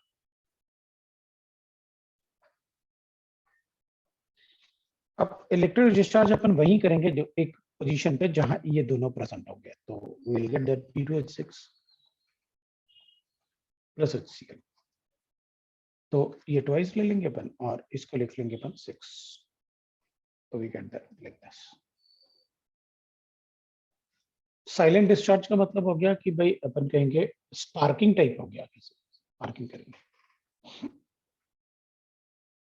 BF3 को कोई भी हाइड्राइड के साथ, सोडियम हाइड्राइड यूज किया तो अपन लिथियम हाइड्राइड भी यूज कर सकते हैं, या सोडियम हाइड्राइड भी यूज कर सकते हैं, तो भी B2H6 बनेगा, plus lithium boron hydride fluorides बना देंगे।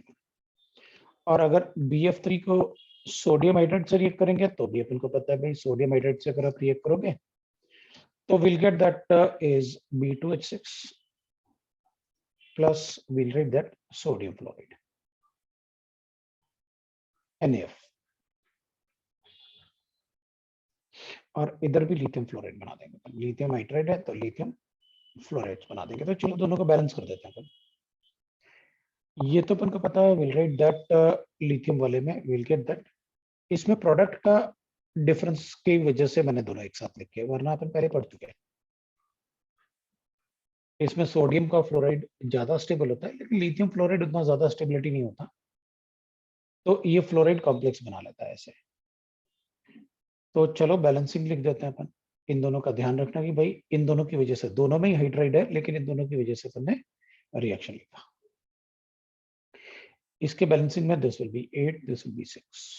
सो मैं यहाँ पर लिखूंगा 4 और 4 नहीं लिखूंगा यहाँ पर, विल गेट B2H6, तो वही बनेगा, ये बनेगा अपने पास कितना, लिथियम 6 टाइम्स, तो मैं इसको 6 लिखूंगा। जबकि BF3 को सोडियम हाइड्राइड से रिएक्ट करूंगा तो विल गेट दिस, यहाँ पर अपने पास 6 B2H6 हो गया और सोडियम फ्लोराइड हो गया, वो ध्यान रखना। फिर अपन कहेंगे भाई हमारे पास अगर BF3 है और अपन इसे NaBH4 से रिएक्ट करें तब भी रिएक्शन हो जाएगा। ये भी H नेगेटिव देता है, ये भी H नेगेटिव देता है, ये भी H नेगेटिव देता है, ये H है और ये भी H नेगेटिव देता है। मैंने आपसे कहा था कोई भी अगर H नेगेटिव देगा तो B2H6 तो जरूर बनेगा, plus NaBF4 will get like this, है ना, but it will be electric discharge, वो silent electric discharge will get like this। तो अगेन द सेम वे अपन लिखेंगे भाई, इधर 3 कर लेते हैं, इधर BF4 4 कर लेते हैं, इधर 3 कर लेते हैं, B2H6 बनाया अपन ने तो ट्वाइस कर देते हैं क्योंकि अपन को सोडियम थ्राइस है, ये बैलेंस हो जाए।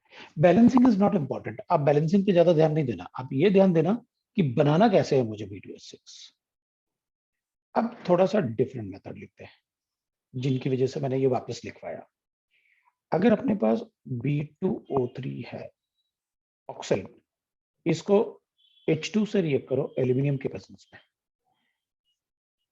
लेकिन इसमें टेम्परेचर काफी ज्यादा चाहिए अपन को 150 डिग्री सेंटीग्रेड, और ये प्रेशर चाहिए, ये बहुत ज्यादा प्रेशर है, तो फिर B2H6 और Al2O3 बनेगा, Al2O3 बनेगा। तो अपन बोरिक एनाइड्राइड से भी बना सकते हैं B2H6, ये बोरिक एनाइड्राइड है, ये सोडियम बोरोन हाइड्राइड है।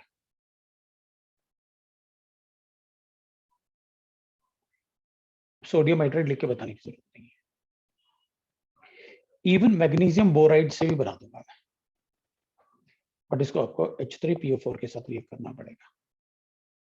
ये पहले तो बनाएगा B4H12, जब आप इसे हीट करोगे तो बनाएगा B2H6, ये बनेगा, और मैग्नीशियम फॉस्फेट बनेगा इसके साथ, नो डाउट, वो अपन लिख लेंगे। मैंने सिर्फ प्रोडक्ट बनाया क्योंकि मैंने आपसे कहा था कि देखो बैलेंसिंग पे ज्यादा ध्यान नहीं देना, आप ये ध्यान दो कि प्रोडक्ट क्या बनाना है मुझे।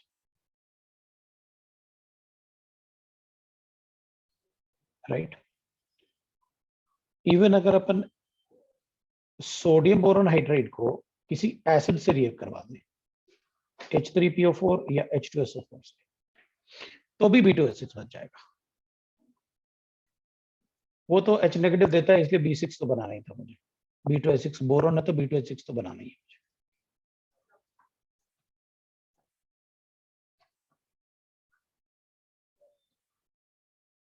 ये लो भाई, ये कुछ रिएक्शंस हैं जो अपन को पता होने चाहिए।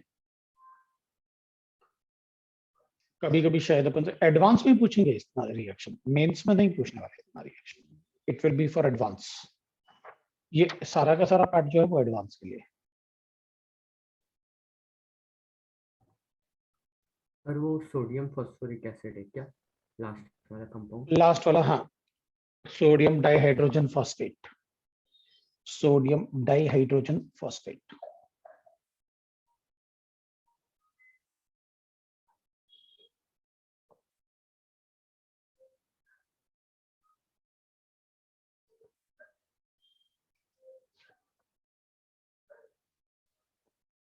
Yes. Boron hydride BH4 negative aluminium के साथ भी ऐसे हाइड्राइड बनाता है। कभी कभी अपन से स्ट्रक्चर पूछ लेते हैं, इसका स्ट्रक्चर बताओ किसका है। एक एल्यूमिनियम है और BH4 नेगेटिव, तो आप ऐसे बता देना, 3 centre 2 electron dots.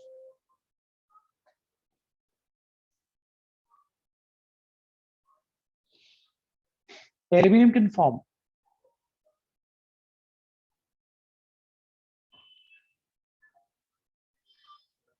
octahedral shape।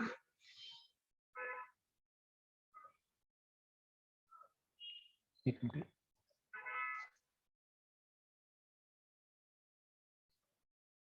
थोड़ा सा ऐसे अपन ऐसे ऑक्टाहेड्रन बना दें। एक मिनट रुको, मैं इसको हटाता हूँ पहले। मतलब ऐसे ना, ऐसे बना दो सर जिससे याद रहे। बनाऊंगा वही मैं जो बनाया था, एल्यूमिनियम बना ले। ऐसे बनाऊंगा तो जल्दी से याद रहेगा ना कि आपने कैसे बनाया था।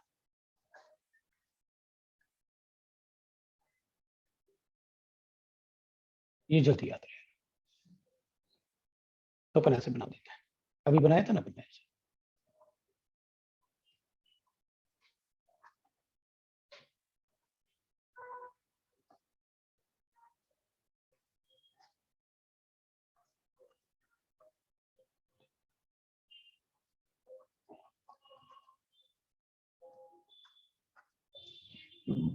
ये बना।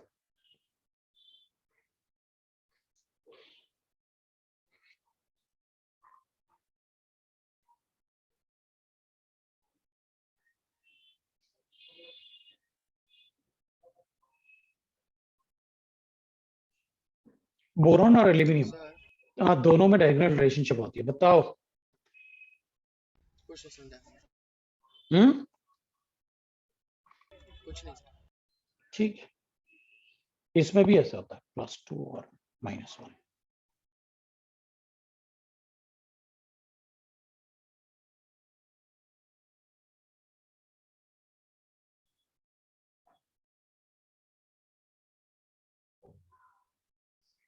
इसको भी अपन ऐसा लिख सकते हैं, लेकिन बेरिलियम प्रॉब्लम ये है कि ये ऑक्टाहेड्रल टेट्राहेड्रल बनाएगा बस। तो बनाओ, अपन देंगे।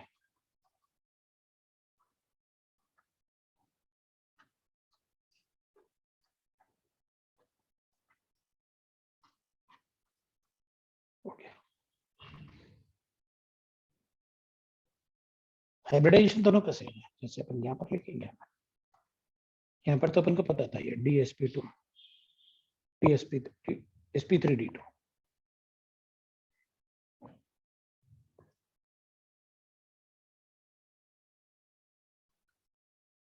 और ये sp3, ये भी sp3 और ये भी sp3, लेकिन यहाँ पर बोरॉन इज sp3 और ये अपना स्क्वायर प्लेनर बाइपिरामिडल जैसे बनाते हैं अपन।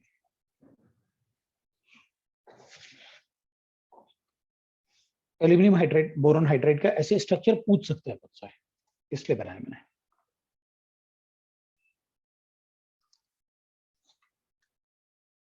ये आपका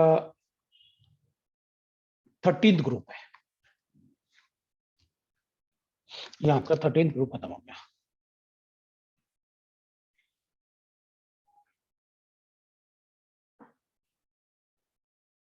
नेक्स्ट वी कैन राइट, अब ब्रेक से पहले अपन पूरा पढ़ ही लेते हैं, 14th ग्रुप भी शुरू कर लेते हैं।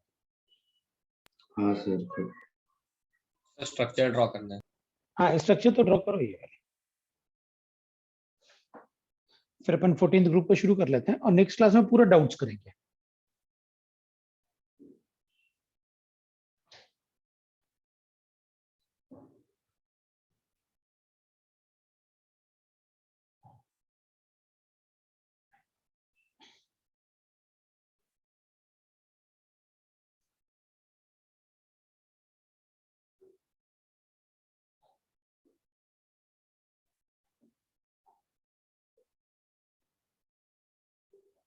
है ना, तो अपन वो भी पढ़ लेते हैं। 14th ग्रुप शुरू कर लेते हैं और पहले अपन डाउट डिस्कस करेंगे, उसके बाद फिर 14th ग्रुप वापस करेंगे। तो डाउट्स अपन को काफी सारे हैं, डाउट्स पहले कंप्लीट करते हैं।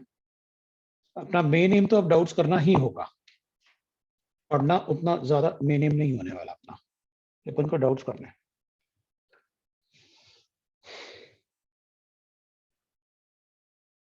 तो नेक्स्ट पेज पे चलते हैं अपन और 14th ग्रुप की बात करते हैं।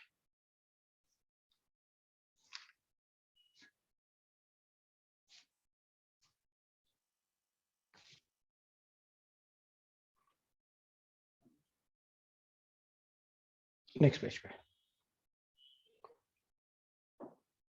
14th ग्रुप मतलब अपन कार्बन वाले ग्रुप की बात कर रहे हैं। तो कार्बन वाले ग्रुप में already we know that carbon है, सिलिकॉन है, जर्मेनियम है, टिन है और लेड है। ये दोनों नॉन मेटल होता है, नॉन मेटल होता है। ये मेटलॉइड्स होता है, जबकि ये दोनों मेटल्स होते हैं।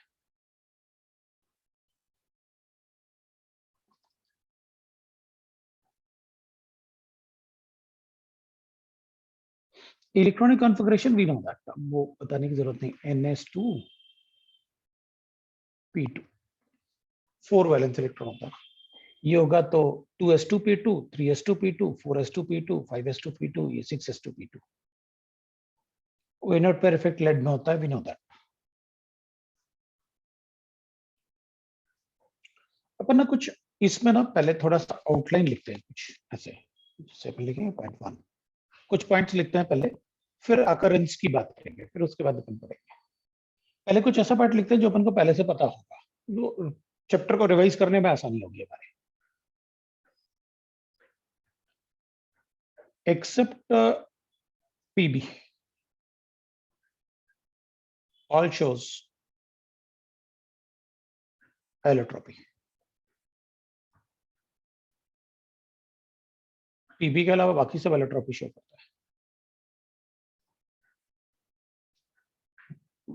है। एलोट्रोप्स ऑफ कार्बन वही इंपॉर्टेंट है अपने लिए।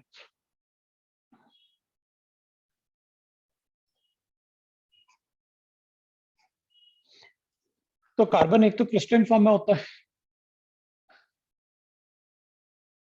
और दूसरा अमorphous फॉर्म में होता है। Crystalline form of carbon is diamond,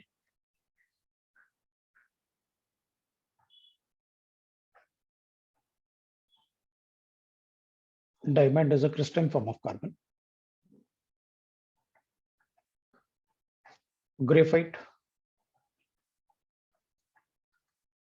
and fullerene, ये अपन इस चैप्टर में पढ़ेंगे अभी। What is fullerene?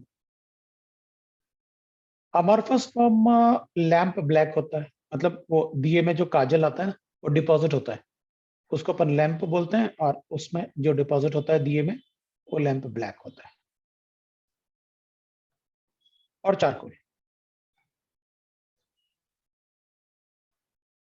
और अब चारकोल भी वुड चारकोल भी होता है और एनिमल चारकोल भी होता है, दोनों ही होते हैं।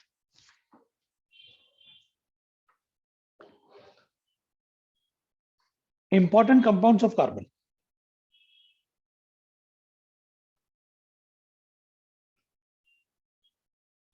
Compound of carbon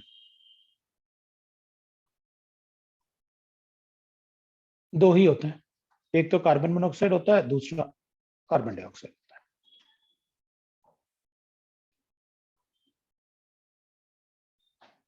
sir actually carbon के बहुत सारे होते हैं ना ऑर्गेनिक पे। अब इंपॉर्टेंट कंपाउंड अपन इनऑर्गेनिक पढ़ रहे हैं, तो अपन तो वही बात करेंगे। हाँ सर।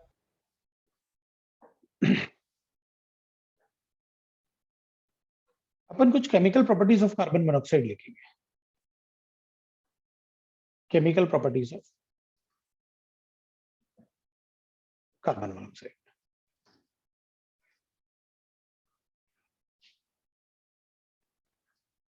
एक तो अपन लिखे कि भाई Fe2O3 को अगर कार्बन मोनोऑक्साइड से हीट किया जाए तो ये रिड्यूस हो जाएगा। ये तो अपन ने पढ़ा ही हुआ है, काफी पढ़ा हुआ है। इसका तो क्वेश्चन भी किया था कपलिंग ऑफ रिएक्शन, ये तो आपने पहले बता रखा है मुझे। 3 से मल्टीप्लाई किया था कार्बन मोनोऑक्साइड वाले रिएक्शन, न्यूमेरिकल भी बता रखा है। This is spontaneous reaction. बिल्कुल वैसे ही दूसरे मेटल ऑक्साइड भी अपन कार्बन मोनोऑक्साइड से रिड्यूस कर सकते हैं। तो अपन को ये पता चल गया कि ऐसे कितने मेटल ऑक्साइड हैं जो कार्बन मोनोऑक्साइड से रिड्यूस हो जाएंगे। ऐसे कितने मेटल ऑक्साइड हैं जो कार्बन मोनोऑक्साइड से रिड्यूस हो जाएंगे, एक तो ये बात पता चल गई अपन को। इवन अपन Fe को अगर कार्बन मोनोऑक्साइड से रिएक्ट कर ले, लेकिन लो टेम्परेचर होना चाहिए 180 डिग्री सेंटीग्रेड, और ये एक्सेस में होना चाहिए 1:5 के रेशियो में, तो ये FeCO5 भी बना लेता है। दैट इज राइट ना, आयरन कार्बोनाइड। इवन निकल को भी अगर अपन कार्बन मोनोऑक्साइड के साथ रिएक्ट करेंगे लो टेम्परेचर पे, तो इसको अपन कहते हैं दैट इज निकल कार्बोनाइड। और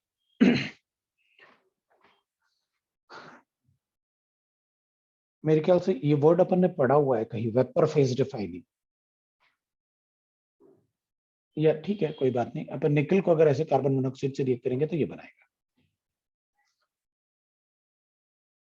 इवन लेड क्लोराइड PbCl2, उसको भी अगर कार्बन मोनोऑक्साइड से रिएक्ट करूंगा तो PD पैलेडियम है, तो पैलेडियम प्लस COCl2 बनाएगा, और COCl2 होता है phosgene gas. Phosgene gas poisonous होता है। वैसे तो ये क्लोरोफॉर्म के ऑक्सीडेशन से बनता है phosgene gas, but carbon monoxide के रिएक्शन से भी बन सकता है। Carbon monoxide is a poisonous gas, थोड़ा सा टॉक्सिक होता है। तभी तो अपन कहते हैं ना कि भाई हमें पेड़ के नीचे नहीं सोना चाहिए, बिकॉज एट नाइट में वो कार्बन मोनोऑक्साइड देता है। और कार्बन मोनोऑक्साइड जो होता है अगर हम इनहेल करेंगे तो हीमोग्लोबिन के साथ कॉम्प्लेक्स बनाता है, और वो हीमोग्लोबिन मतलब ब्लड के सर्कुलेशन को स्टॉप कर देता है कॉम्प्लेक्स की वजह से, और वो रुक जाएगा तो डेथ भी हो जाती है कभी कभी।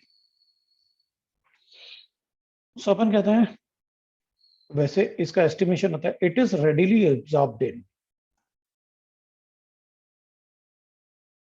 readily absorbed in ammonical cuprous chloride,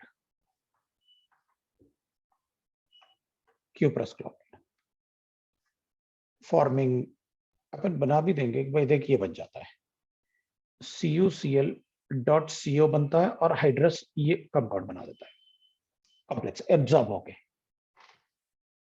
estimation of carbon monoxide के लिए लिखा है क्या? बिल्कुल बिल्कुल बिल्कुल, इट इज मतलब कार्बन मोनोऑक्साइड, हम तो उसी की प्रॉपर्टीज लिख रहे हैं। सर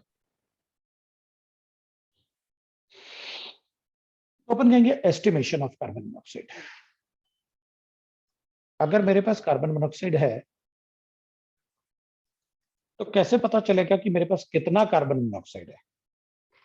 तो अपन क्या करते हैं कि कार्बन मोनोऑक्साइड को I2O5 से रिएक्ट करवाते हैं, तो ये लिबरेट करता है I2 प्लस CO2। तो यहां पर अपन बैलेंस कर लेंगे, इसे 5 ऑक्सीजन लेना है इसे, तो 5 CO2 बन जाएगा ऐसे। अपन क्या करते हैं फिर I2 को रिएक्ट करवा देते हैं Na2H2O3 के साथ, that is called hypo solution. Sir ये एस्टिमेशन ऑफ CO मतलब क्या? बता रहा हूं, रुको। हाँ सर। ट्वाइस ऑफ NaI बना देगा प्लस Na2S4O6 बना देगा। अब मैंने कहा मेरे पास कार्बन मोनोऑक्साइड तो है, लेकिन कितने ग्राम है ये नहीं पता मुझे, तो एस्टिमेशन करो, कैसे पता चलेगा कितने ग्राम?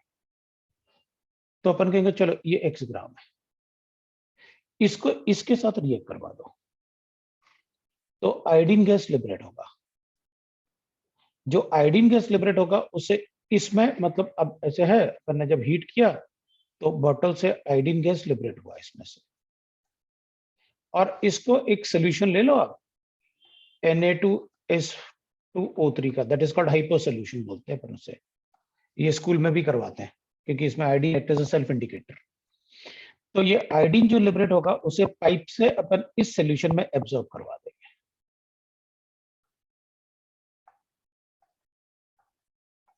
ऐसे। अब हाइपो सोल्यूशन का मोलैरिटी और वॉल्यूम मुझे गिवन होगा। इसका वॉल्यूम कितना लिया था मैंने, मान लो 10 ml ले लिया था मैंने। इसका कॉन्सेंट्रेशन मुझे गिवन था 0.1 ml। तो अगर 10 ml में पूरा का पूरा आयोडीन एब्जॉर्ब कर पाया, आयोडीन जो लिबरेट हुआ वो एब्जॉर्ब हुआ, तो इसका तो मिलीमोल्स में कैलकुलेट कर सकता हूँ ना कितनी मिलीमोल्स रिक्वायर्ड था। ये इसके मिलीमोल्स है।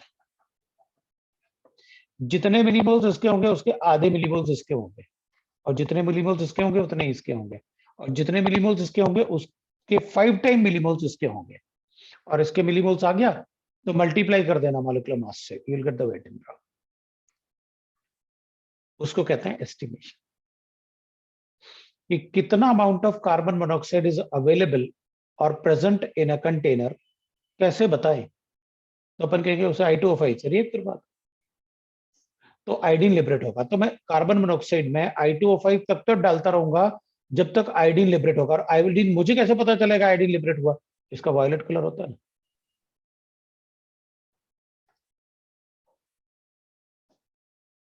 अब मेरे पास आयोडीन है वायलेट कलर, तो मुझे कैसे पता चला कि इसको कितना ऐड करना है इसमें। तो अपन कहें ना वायलेट कलर जब तक कलरलेस ना हो जाए तब तक ऐड करते रहो।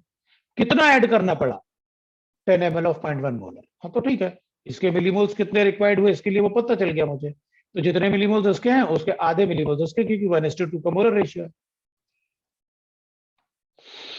तो इसके मिलीमोल से इसके मिलीमोल, इसके मिलीमोल से इसके मिलीमोल, और इसके मिलीमोल से इसके मिलीमोल, उसको मोल्स में कन्वर्ट करो और मॉलिक्यूलर वेट से मल्टीप्लाई कर दो, हो गया क्वेश्चन। इसको कहते हैं अपन एस्टिमेशन। कैसे एस्टिमेट करेंगे, ये होता है एस्टिमेशन।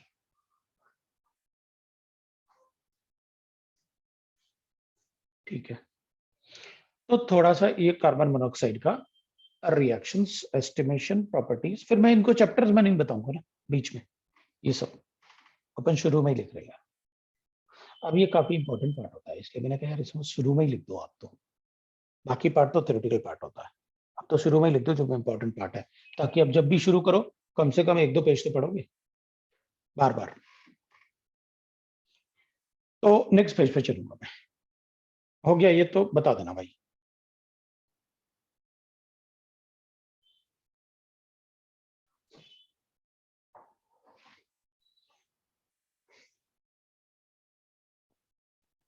सर वो Na2S2O3 वाला जो बीकर है ना, उसके राइट साइड में आपने क्या लिखा है? ये 10 ml लिखा ना। Okay sir.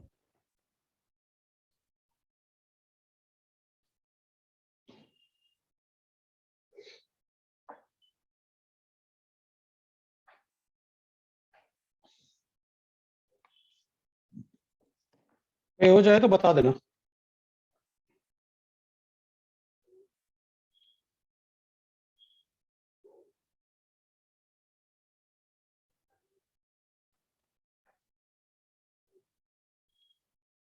हो गया सर। ठीक हो है, गया सर। ठीक है, ठीक है, ठीक है, ठीक है। तो नेक्स्ट पेज पे चलता अभी है। ब्रेक। वेट करना है। सब होगा। चलो फिर पढ़ते हैं 4th पॉइंट। नहीं सर ब्रेक। ब्रेक अभी कहाँ है यार, ब्रेक तो मतलब 5:30 टू 7:30 होगा ना, उसके बाद ही ब्रेक होगा। Okay sir. Methods of preparation of CO2।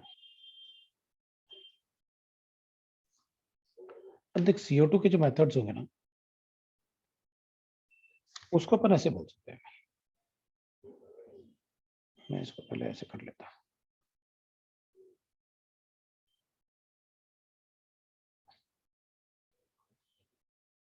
तो अपन लिखेंगे, एक तो अपन बता सकते हैं भाई ऐसे कमर्शियल, कार्बन को जला के। बिल्कुल वो तो है ही, बट वैसे टाइप के मेथड ज्यादा नहीं लिखेंगे अपन। कैल्शियम कार्बोनेट को आप 1600 केल्विन पे डिकम्पोज करो तो कैल्शियम ऑक्साइड प्लस CO2 बनेगा। ये कमर्शियल था। लैब मेथड है कि भाई लैब में कैसे बनाएंगे, तो लैब मेथड भी बिल्कुल वैसे ही हो जाएगा। अब लैब मेथड में इतना टेम्परेचर नहीं करेंगे ना अपन, लेकिन अपन ये तो कर सकते हैं, CaCl2 plus H2 plus CO2 will be liquid. Lab में इतना टेम्परेचर नहीं जनरेट कर सकते ना अपन स्कूल लैब में। फिर C+O2 तो है ही अपने पास, इसका तो एनर्जी भी पता है अपन को, थर्मोकेमिस्ट्री पढ़ा है अपन ने। फिर अपन कुछ हाइड्रोकार्बन वगैरह बर्न करके कंबशन करके भी बना सकते हैं, CO2 बनेगा प्लस H2 बनेगा। फिर अपन कुछ केमिकल रिएक्शन से भी बना सकते हैं, जैसे अगर अपने पास ग्लूकोज है और उसको जाइमेज में रख दिया जाए, ये एंजाइम है, तो ये इथेनॉल बनाता है। इथेनॉल बनाता है मतलब इथेनॉल का प्रिपरेशन मेथड है ये, और CO2 बनाता है, तो इसमें CO2 बनेगा और इथेनॉल बनेगा जाइमेज में। It's enzyme जाइमेज। ये method of preparation of CO2 होता है। तो इसमें से मोस्टली अपने पास लैब मेथड और कमर्शियल मेथड, वो कुछ भी इसमें ऐसा नहीं है जो अपने लिए कोई इंपॉर्टेंट हो, ये सारे रिएक्शन पता है मेरे को, ये तो मैं ऑर्गेनिक में पढ़ाऊंगा ही पढ़ाऊंगा इथेनॉल के प्रिपरेशन। वो industrial method for the preparation of ethanol. Question भी था इसका, जाइमेज वाला? थर्मोकेमिस्ट्री में क्वेश्चन था। अच्छा, यस सर, ये C2 C6H12 को अगर हमने ये किया तो C2H5OH कैसे बनेगा ये वो वाला? ग्लूकोज है ना सर? हाँ ये ग्लूकोज है। Yes sir. ठीक है, वो सब आपस में कोरिलेटेड होते हैं यार। अब सिलिकॉन के कंपाउंड्स देख लेते हैं। वैसे कार्बन है फर्स्ट कंपाउंड, तो उसका ही सब कुछ मैक्सिमम पूछते हैं। So important compound of silicon, silicon के इंपॉर्टेंट कंपाउंड में एक तो सिलिका होता है, सिलिका अपन बोलते हैं SO2, SiO2 that is silica. दूसरा होता है सिलिकॉन टेट्राक्लोराइड,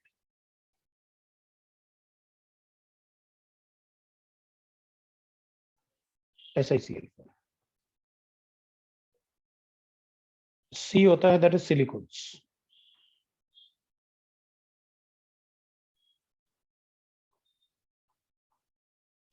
और D होता है अपने पास that is silicates, SiO4 4 negative, that is called silicates. Silicates अपन ने पढ़ा भी है केमिकल बॉन्डिंग में, सिलिकेट के structure, cyclic silicate, pyrosilicate, like that. Silicates तो पढ़ा भी है अपन ने। डी वाला वो अपन ने पढ़ा भी है। अब अपन बात कर सकते हैं अकरेंस की। ये कुछ इंपॉर्टेंट पार्ट अपन ने लिखा, रिवीजन में थोड़ा इजी होगा अपने भी, है ना। कार्बन तो प्रेजेंट है ही, without carbon nothing is possible. हम सब कार्बन से ही बनेंगे।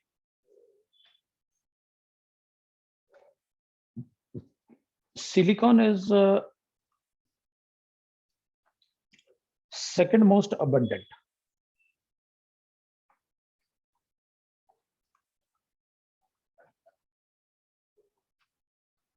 There is around 27.7% by mass.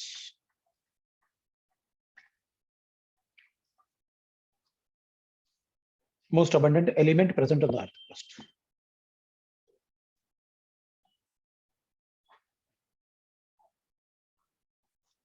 Earth crust. It is present as silica and silicates.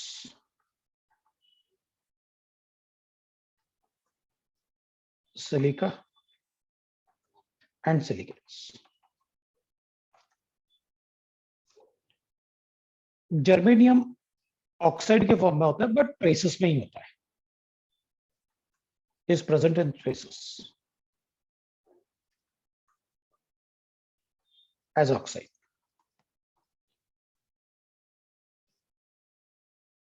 Tin, अब ये तो मेटल होता है, SnO2 AB ऑक्साइड जैसे, जिसको अपन कैस्टराइट बोलते हैं,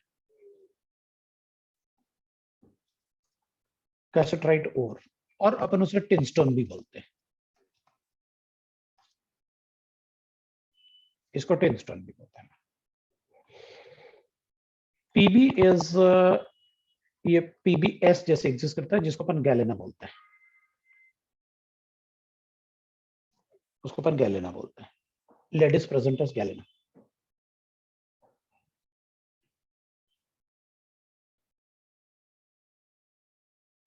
अब अपन फिजिकल प्रॉपर्टीज की बात कर लेते हैं।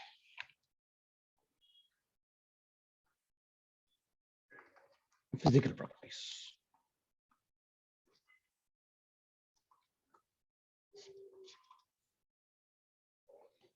अब फिजिकल प्रॉपर्टीज में वी नो दैट अपन को मेल्टिंग पॉइंट, बॉइलिंग पॉइंट, वो सब पढ़ना होता है।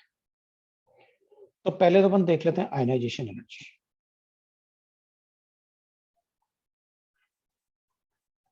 अब टॉप टू बॉटम अपन को पता है कि भाई सर SnO2 के बाद में इसमें क्या लिखा है ब्रैकेट में? कैसेटराइट ओर होता है, CaSUTERRITE ओर, ओके सर। या तो कैस्ट्राइट ओर लिखो या टिनस्टोन लिखो, एक ही बात है। ठीक है, ठीक है भाई। आयनाइजेशन एनर्जी की बात करते हैं। तो कार्बन है, सिलिकॉन है, जर्मेनियम है, टिन है और लेड है, टॉप टू बॉटम है ना। तो अपन कहते हैं कार्बन तो नॉन मेटल, भाई आयनाइजेशन एनर्जी बहुत ज्यादा होगा, फिर सिलिकॉन होगा, फिर जर्मेनियम होगा, फिर टिन होगा और फिर लेड होगा। बट इसको आयनाइज करना मुश्किल होता है, the reason is inert pair effect. But वो सिर्फ टिन के कंपैरिजन में, ये तो नॉन मेटल है, ये मेटलॉइड है, तो मेटल्स में ही ये डिफरेंस आ रहा है अपने पास due to inert pair effect.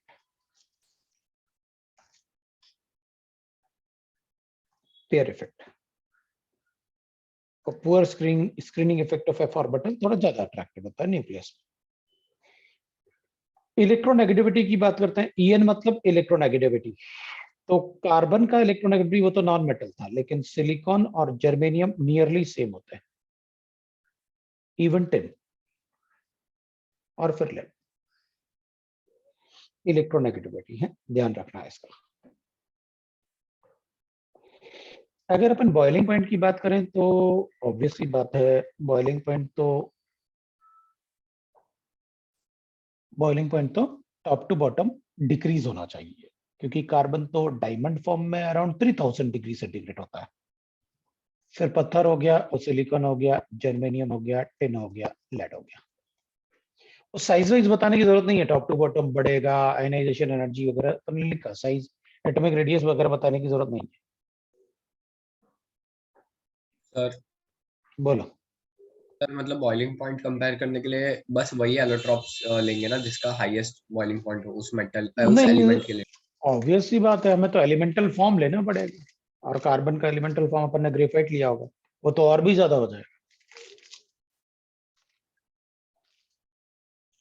उसको थर्मोडायनेमिकली मतलब डिकम्पोज करना और मुश्किल होता है।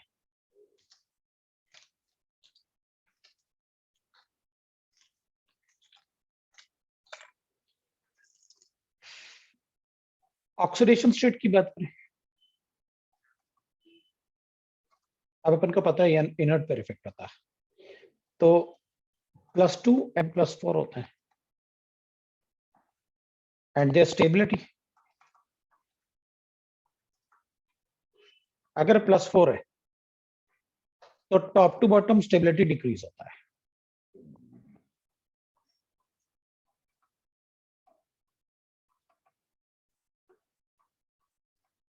बट अगर +2 है तो लेड ज्यादा स्टेबल होगा, क्योंकि इसमें इनर्ट पेयर इफेक्ट है।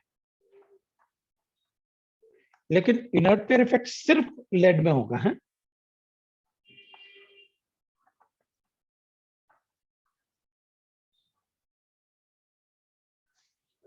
इनर्ट पेयर इफेक्ट सिर्फ लेड में होगा।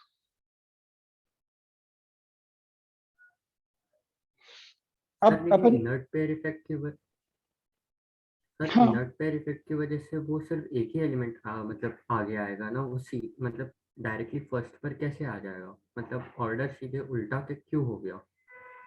भाई लेड का सबसे ज्यादा स्टेबल होगा ना, फिर 10 हो जाएगा क्योंकि stability of higher oxidation state top to bottom decrease हो रहा है, तो lower oxidation state top to bottom increase होगा स्टेबिलिटी। यस, हाँ सर।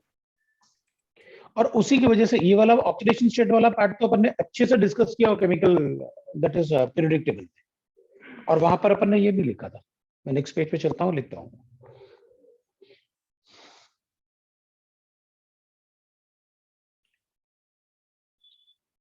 Yes sir, done. ठीक है, अपन लिखेंगे नेक्स्ट पेज पे, दैट इज ऐसा लिख लेते हैं। Yeah.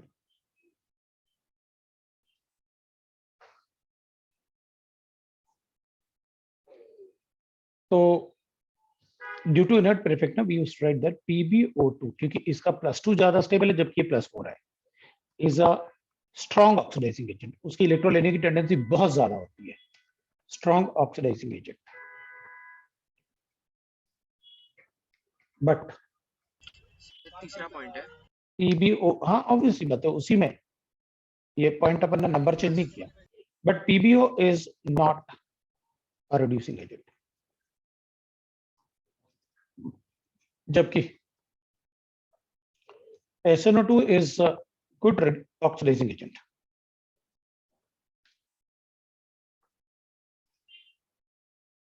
And SNO is good reducing agent.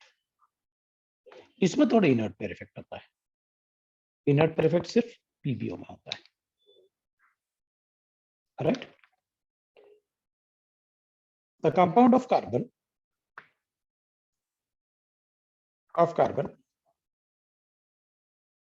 जैसे कार्बन CCl4 लिख लें अपन, cannot be hydrolyzed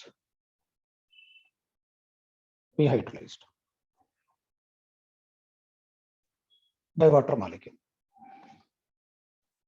due to absence of d orbital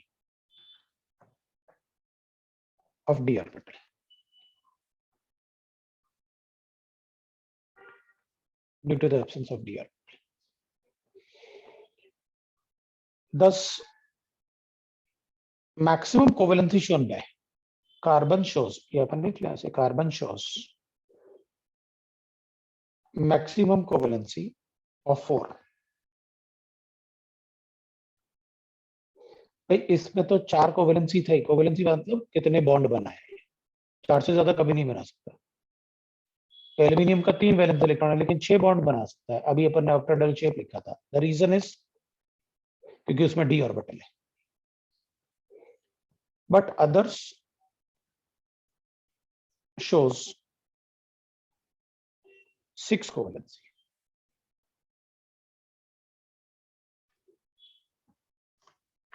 Thus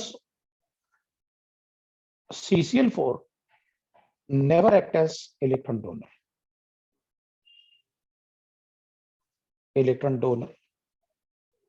और d ऑर्बिटल नहीं तो and acceptor.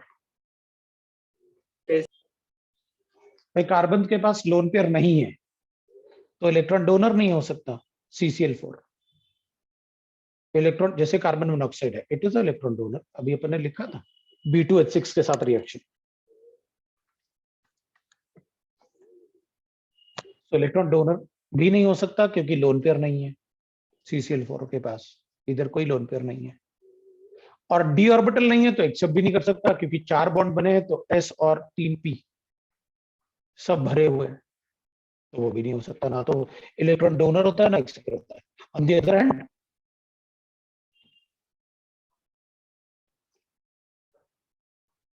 We can say that silicon SiF6 बना सकता है क्योंकि d ऑर्बिटल है ना, और d ऑर्बिटल होगा तो 2 कोऑर्डिनेट बॉन्ड बना देगा ऐसे।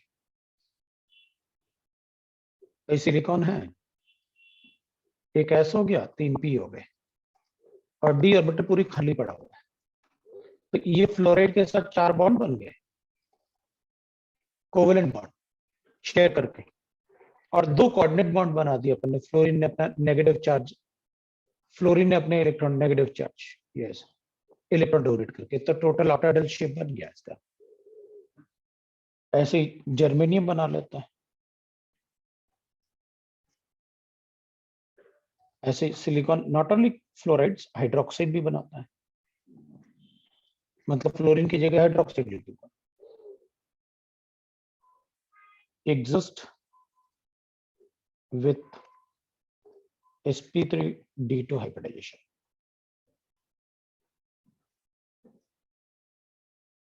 As sp3d2 hybridization. तो इसमें d ऑर्बिटल होने की वजह से वो कोवेलेंसी 6 मतलब 6 बॉन्ड बना सकते हैं। ये 6 बॉन्ड ही तो बना रहे हैं सारे के सारे भाई, सबके सब 6 बॉन्ड ही तो बना रहे थे यहाँ।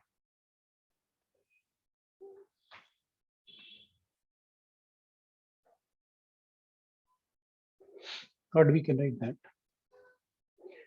और रिएक्टिविटी अगर चेक करें इनकी तो ऑब्वियस सी बात है, अपन कहेंगे भाई कार्बन इन अ डायमंड और अ ग्रेफाइट फॉर्म रिएक्ट नहीं करते वाटर वगैरह से। वो कैसे रिएक्ट करेगा? सिलिकॉन, कार्बन डायमंड वो सब वाटर से थोड़ी रिएक्ट करते हैं। सिलिकॉन पत्थर थोड़ी पानी से रिएक्ट करता है या एयर से रिएक्ट करता है। मतलब रिएक्टिविटी ऊपर तो है ही नहीं, कार्बन सिलिकॉन जर्मेनियम, तो टॉप टू बॉटम अपन कहेंगे फिर इंक्रीज होना चाहिए। So reactivity of elements increases down the group.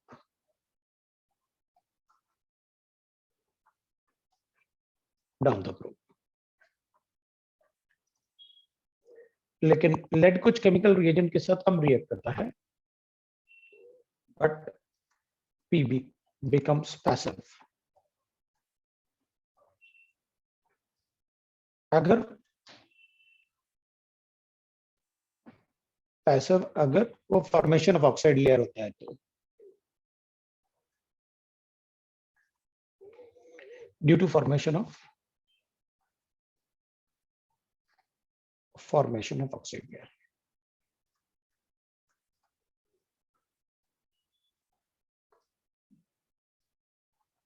Due to formation of oxide layer.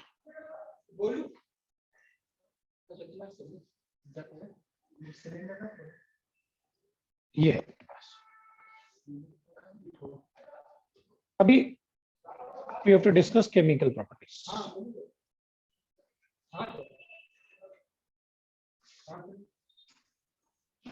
We have to discuss the chemical properties. Break ले लो ना तुम लोग, किसी को ब्रेक की जरूरत है तो वो ले सकता है। 7:30 हो गया तो सबको ही ले लेते हैं।